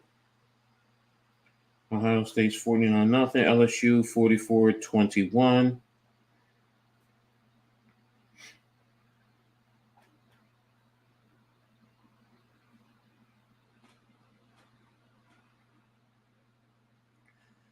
And I think I covered everything.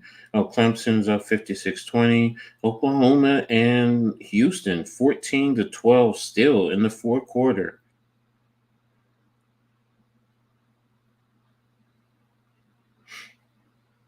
Alrighty, let's see. Boise is leading Oregon 3-0 in the first quarter. Washington State is over at Texas Tech 7-0. So the late games have already started now, so that's what it looks like.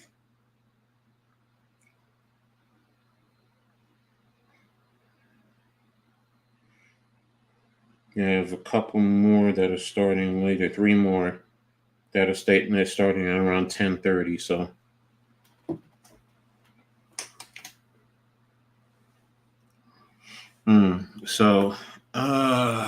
boy.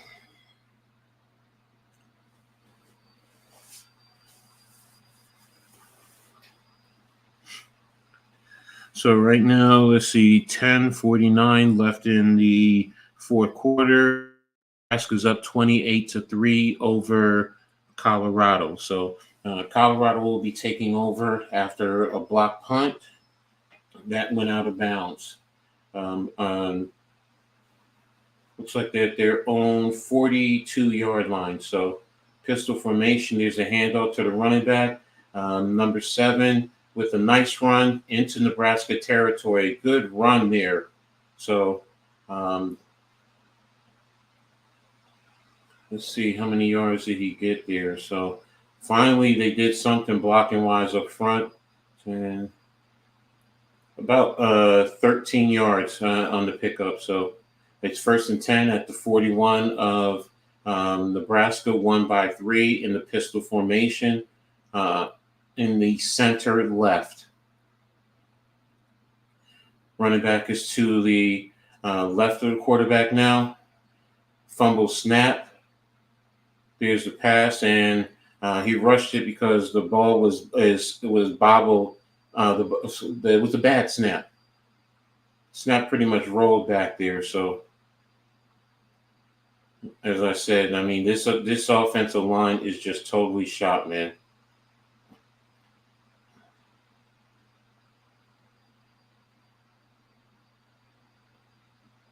All right, they're looking to see who's in the blocking responsibilities, calling out what the blocking is. 3 by 2 empty set. Nebraska coming with 3. And there's a pass to Sanders, looks like is it to the 20 or to the 30?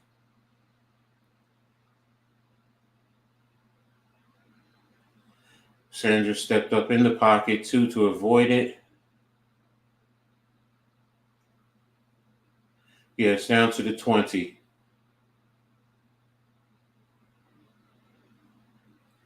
So that's a 1st and 10 at the 20-yard line. 2-by-2, running back to the left on the right hash mark.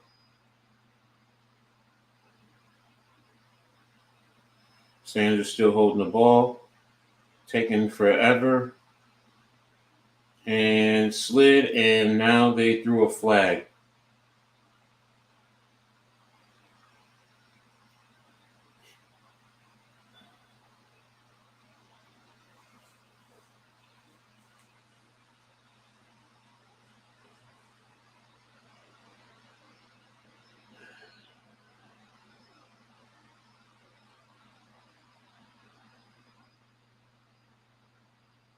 Yeah, Sanders stepped out. He's getting checked by the medical staff, so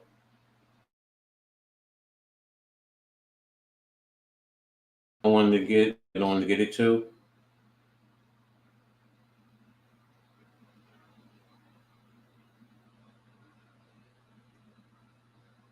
Ooh, a forearm to the face.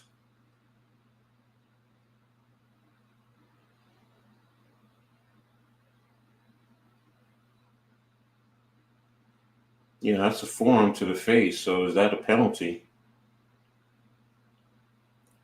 Not supposed to be hitting in the head in the first place. So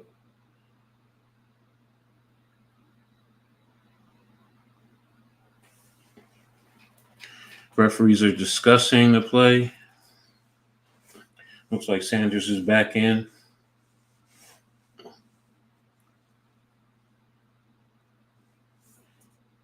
Personal foul, targeting against Nebraska. So if that's upheld, then that player is out for the rest of this game and the first half of next week. That's what's even more problematic, because now he's out for the start of next week. There's a carryover. So let's see what the referees say.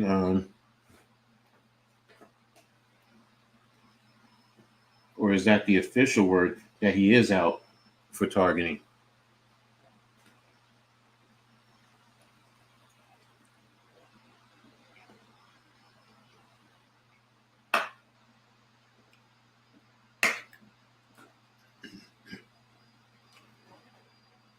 Okay, it's official review for targeting.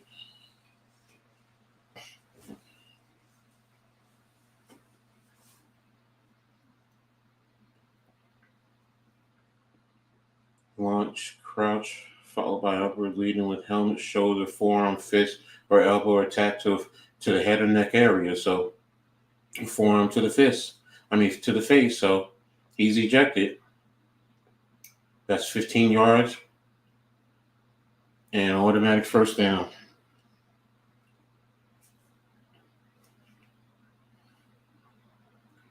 So Colorado had one guy who's out, but he's for this whole game. And this guy is going to be the last 9 minutes here, and then the first half of next week's game, or Nebraska's next game. So, I don't know when that is. So, all right, they run double stacks on both sides, pistol formation on the right hash. Here's a pass out to the flat, and looks like the pickup of about 5 yards to horn. It's going to be a 2nd and it's going to be a 2nd and 5. Oh no, 2nd and 6.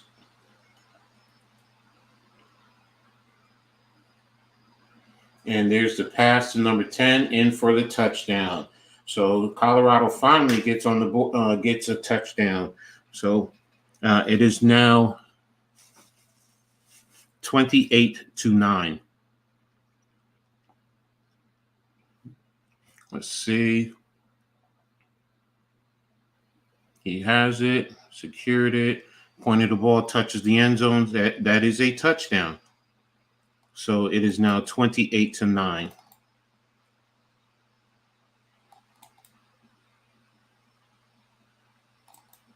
So as bad as this game has been for Colorado, 28-10. Could you imagine if they got those two other field goals? At least it would be 12-point differential. And Colorado was played poorly. But Nebraska in the second half has played just as poorly. They should be up so much more than this. They shouldn't be 18 points. They should be up. I would say probably by 35 points. You let Colorado stop you this next series, and they go down and score another touchdown and get to 11 points, or even 10 points. It's going to change the whole narrative. Now, it might be a matter of time, because right now there's about 8 minutes and 45 seconds left in the game. So, I don't know.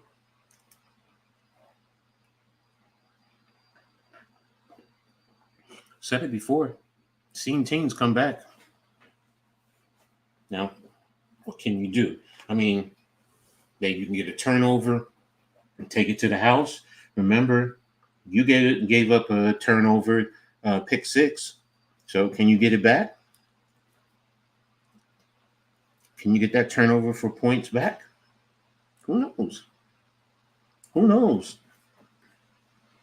But right now, Nebraska is giving Colorado just a little bit of hope. Just a little bit. And sometimes that's all you need. Because then you can start making your magic work for you.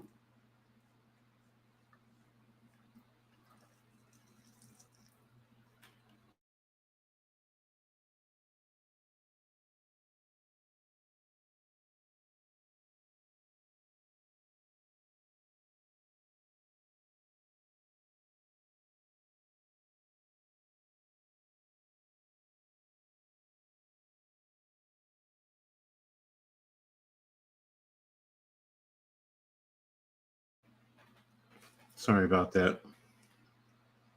Just looking at a couple things.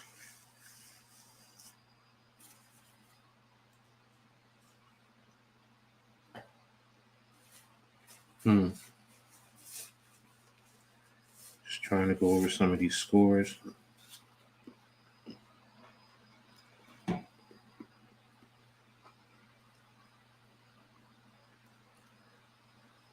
right, looks like we're going to be coming back. Virginia's still up on Wake Forest with 21 second left in the game. Is that the final? Colorado has the ball lined up for the kickoff. And there's the kick. Ball at the 5. And stopped at around the 21-yard line. Bama is now up over South Florida, 28-16.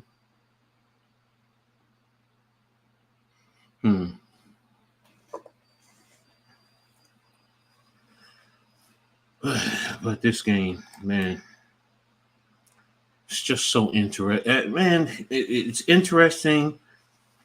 It's sickening. It's frustrating. Here's the missed handoff by Rhule. And it looks like he lost 3 yards on the play. That's what I mean. It's just little things that, they're messing up on.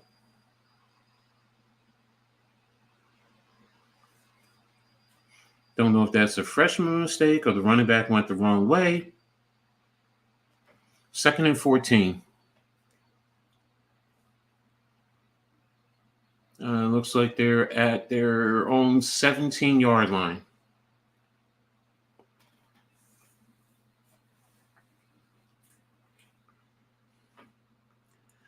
And it's a jumbo heavy package. And looks like he picked up the 4 yards, so it'll be a 3rd and 10.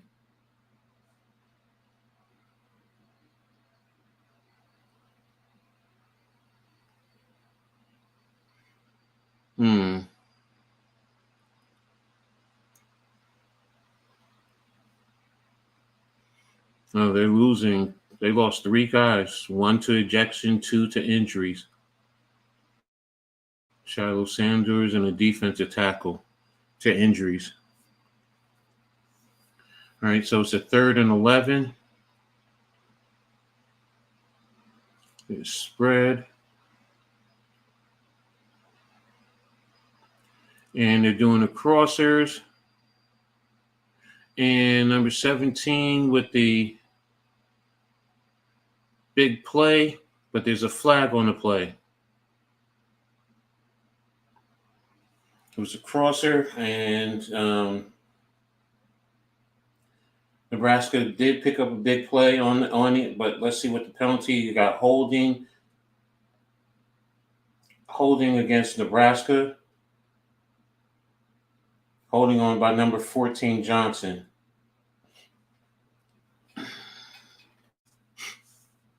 So it's going to be a 10-yard penalty, but it'll probably be from the spot of the foul.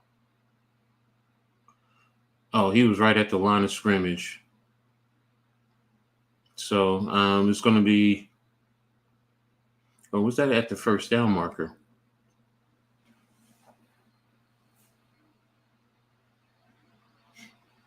So let's see what it is. It's going to be a 3rd down and what?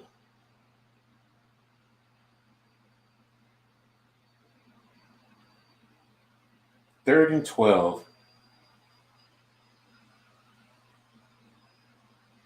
All right, so they're calling the huddle, calling the signals out of the huddle. 7 seconds, 1 by 3 with a tight wing. Running back to the right. There's a pass downfield. And they were fighting, and McKinney with a deflection. So it's going to be a 4th and 12. 6:26 left in the game.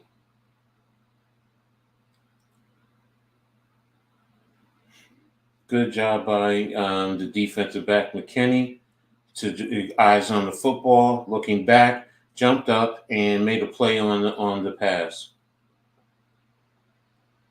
So here you go. Rhule, got hit, but clean hit. What's the flag? That was roughing the passer?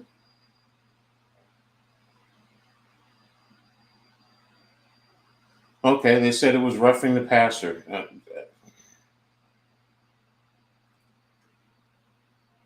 I don't know. He didn't fall on top of him. He took 1 step to hit.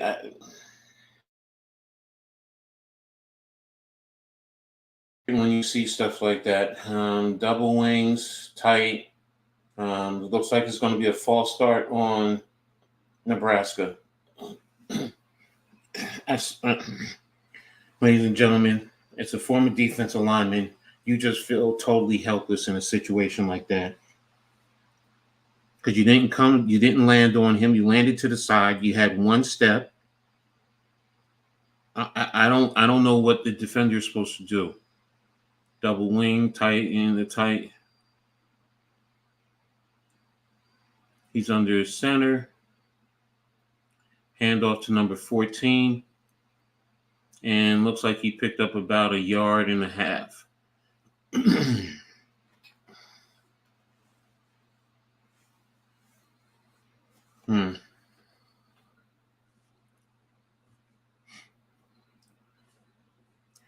Clock is running. 6 minutes left in the game.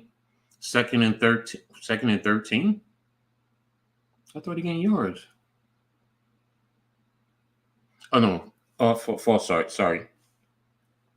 So, yeah, he did gain 2 yards. So, 2nd and 13.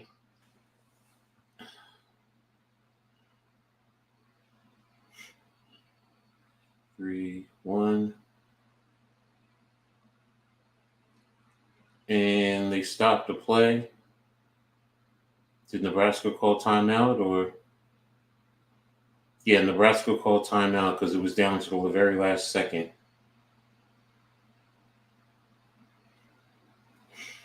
All right, so 5:39 left in the game. Nebraska's up 28-10. Nothing more left to say. Let's take a look at the stats for today. So, all right, Sanders, 23 of 38, 244 yards, 1 touchdown, 1 interception, 5 sacks. Hayden, 4 attempts, 26 yards. Offerdahl, 4 attempts, 4 yards. Sanders, 8 attempts, minus 30 yards. Hunter, 10 receptions, 110 yards. Shepard, 3 receptions, 59 yards. Hayden, 2 receptions, 27 yards. Wester, 4 receptions, 20 yards, and a touchdown. So, and for the Cornhuskers, Rhule, 22 of 29, 171, 1 touchdown. Dowdell, 16 carries, 67 yards, 2 touchdowns. R. Johnson, 9 carries, 33 yards. Barney, 2 carries, 28 yards. Receiving, Johnson, 8 receptions, 49 yards, 1 touchdown. Lloyd, 1 catch, 36 yards. Nayor, 4 receptions, 31 yards. So, that's pretty much it in terms of the stats for this game offensively. So, it's really sluggish, especially in the second half. Colorado's stepping up a little bit, but Nebraska is stepping back.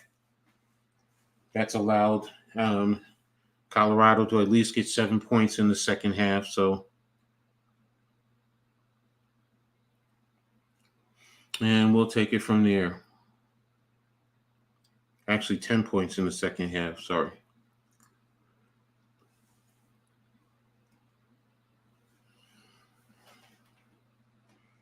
So, if I'm Nebraska, I'm really trying to run this clock out.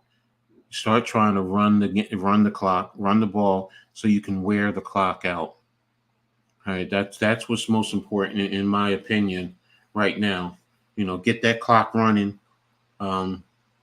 Colorado has 2 more timeouts, and then you have the 2-minute timeout. So let's just run the clock. Let's see what we can do. 2nd and 13.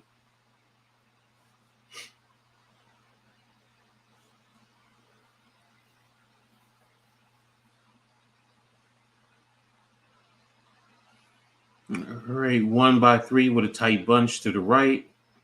Motion across. Toss to the running back. The alley just opened up. And when I say it opened up, he's taking off.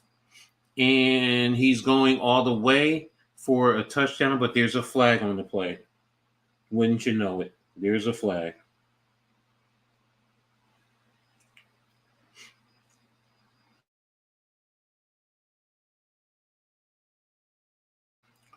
Holding on the offense.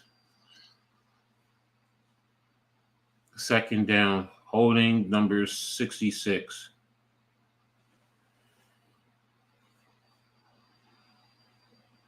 '66 is the center, they're saying. So, yeah, he hooked him. He took him down. That's a hold. That's a hold. Anytime that arm gets in, sometimes offensive linemen think that they got to hold the jersey, but your arm can hook. You can hook and prevent him from moving also. So, you can hook your arms, and that's holding also. So, it's going to be a 2nd and 23. What that does also, that takes points off the board. That would have solidified it, but that also stops the clock from running.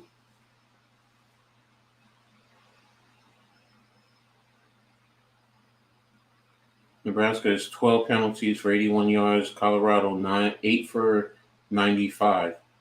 The Here's a shuttle pass to number 14, and here's some more flags on the play.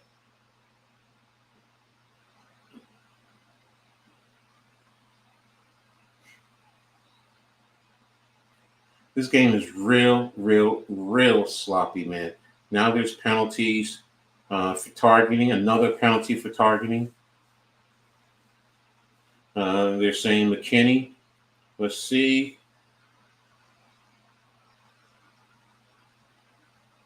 No, his head was out of the way. He hit with his shoulder. That was shoulder to shoulder. That's shoulder to shoulder. That's a clean tackle. That's a clean tackle.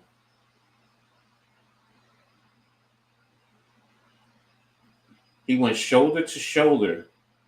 That's picture perfect on the tackle. Oh, not picture perfect, but at least he should have wrapped up. But that's a good hit. Yeah, the penalty is overturned. That's no targeting. So, all right, good job by the officials to overturn.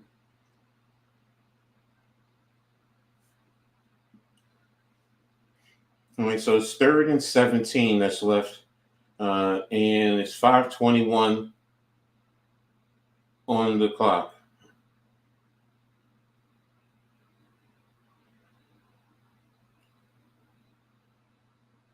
All right, the clock is running, play clock and game clock.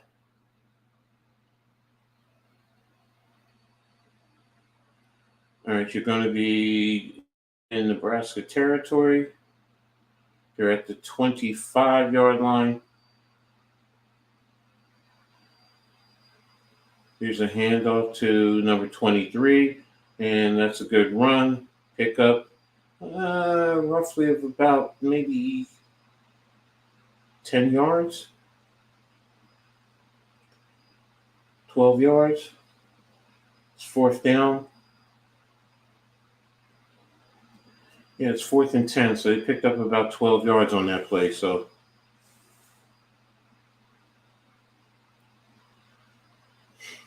Nebraska's going to let the clock run down, and then they're going to take a timeout.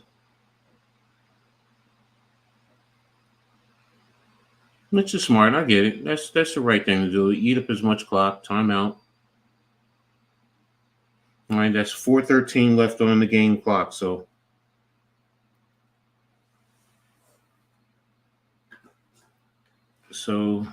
is Sanders finished for the day? Because if Sanders is finished for the day, then that means they're just going to try and run the clock out.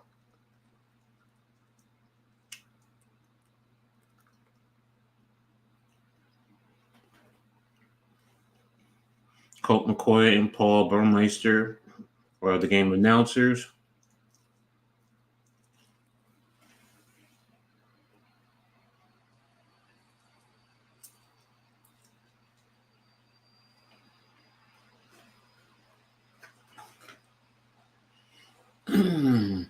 All right, they're coming out to punt the football in Nebraska.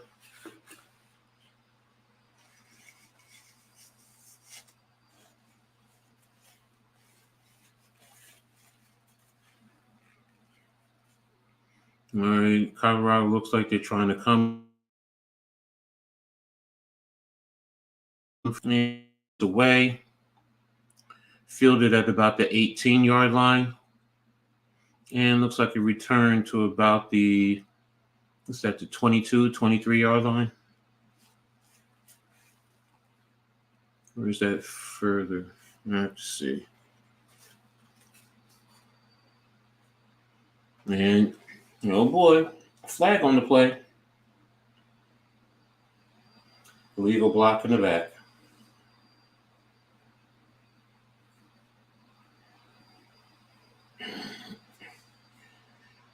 Yeah, putting Staub in as quarterback now. Shedur Sanders is finished for the day, so I'm pretty sure that you're going to try and run it a little bit, eat up the clock. So let's see where they go from there. So plus Sanders is beat up enough for today, so you don't want to lose him for the season.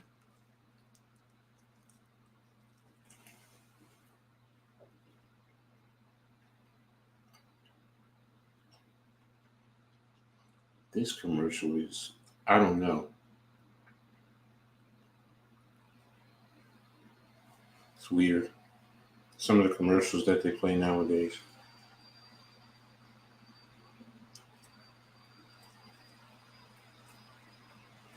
But that's me. That's just how I see some things sometimes. So, but now if you're going to put Staub in, yeah, just run the football. That's all I would like to see. Just run the football. There's 4 minutes left. Let's hurry up and get this over with. I don't want anybody to get seriously hurt. And then just move forward.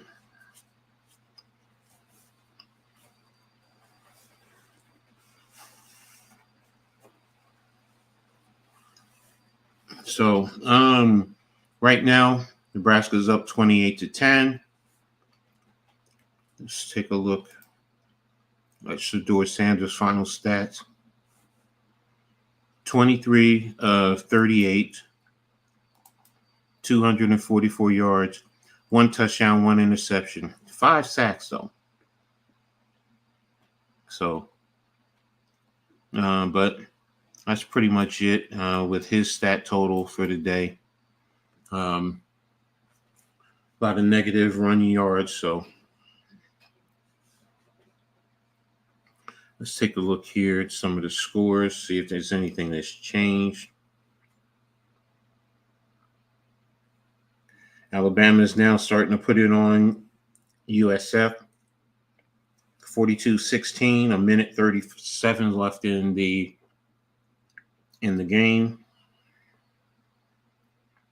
Tennessee is pouring it on NC State 51-10. Oklahoma is up 16-12 on Houston. A minute 42 left in the game. Clemson is 66-20. TCU is 45-0. Northern Arizona is 7-3 over Arizona. Boise is 10-7 over Oregon. I said it earlier. Washington State 7-3 over Texas Tech.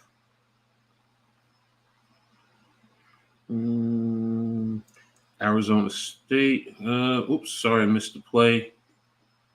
Just too busy looking at the scores. It looks like it was a run.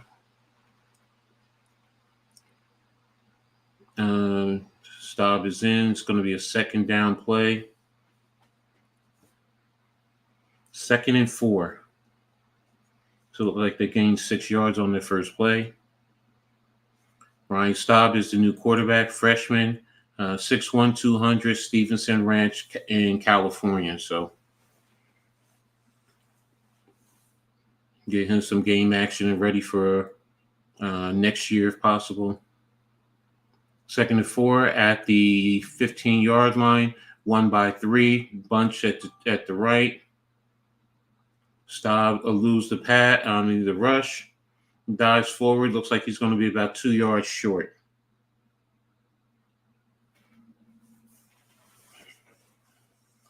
.325 and counting. 3rd and 1.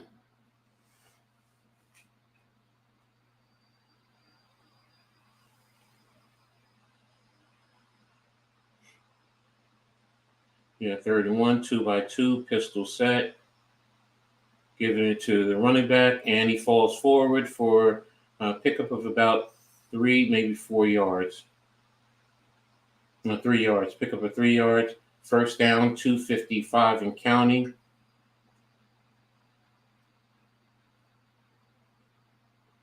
And Colorado is 3 by 1, bunch to the right, to the left, bunch to the left, running back to the left in the middle of the field.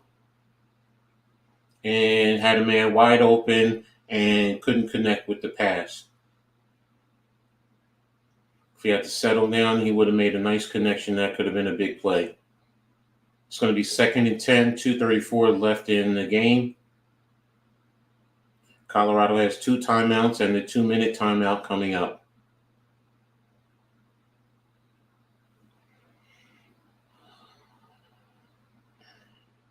2-by-2, running back to the left.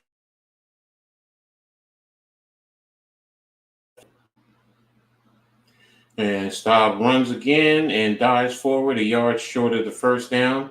It's going to be a 3rd and 1. 2:20 left on the game clock. And here we are, center left. And it's going to be a 2-by-2. Running back to the right. And the ball should be snapped. Here it is. And is that interference? No, it's not. They're saying it's not. 2 minutes exactly. 2 minutes, 4th and 1.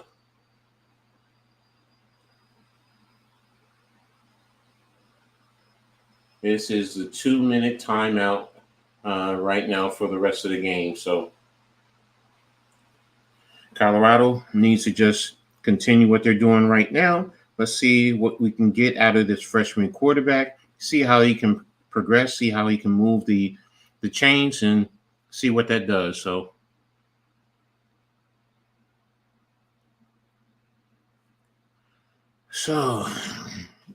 man, that was all into the other games before. Oregon now is up 14-10 on Boise State.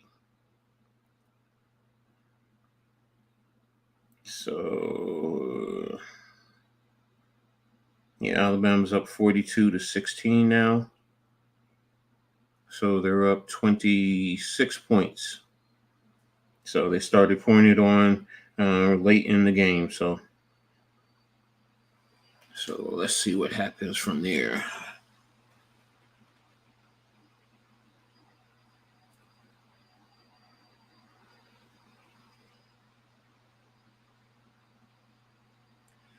And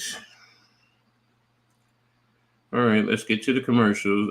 Let's get these commercials over now.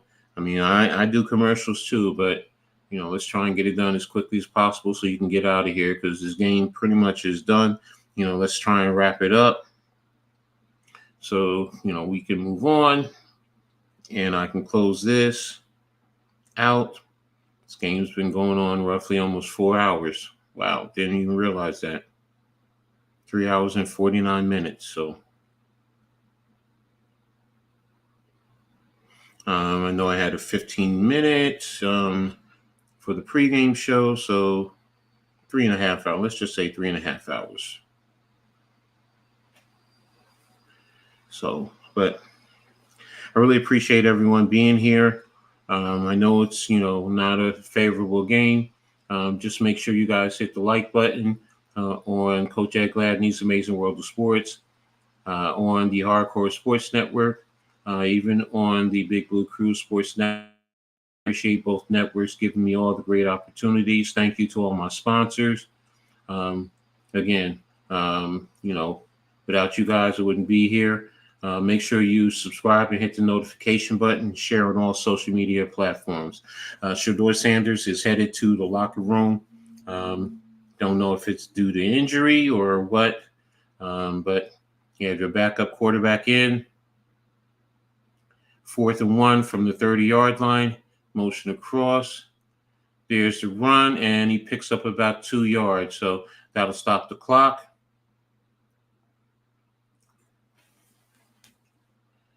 Matt Rhule's college football rebuild. Temple, first year 2-10. 2 consecutive 10 wins, won the AAC championship in 2016. Baylor won 11 the first year, 7-6 the second. And here's the snap to stop. And is that no, they're saying it's a fumble. They're saying it's a fumble, that Nebraska has the football.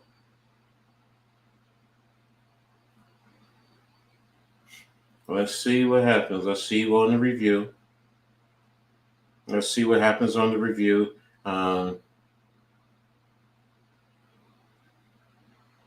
Yeah, that's a fumble. His hand came forward without the football.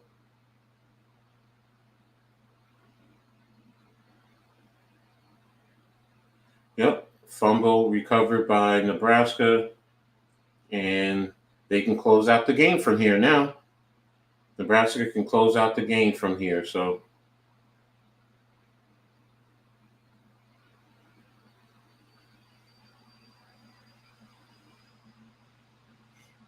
and Rhule is just up, waiting to take the snap to take a knee.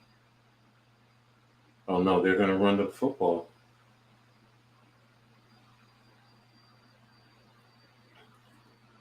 Because Colorado still has timeouts. All right, but Colorado isn't going to do anything, so.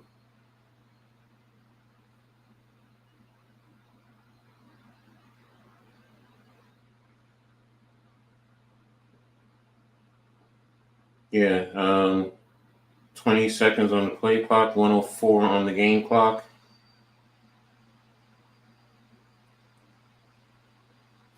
Second and 5. And a pickup of about 1. It's third and going to be about a 3rd and 4.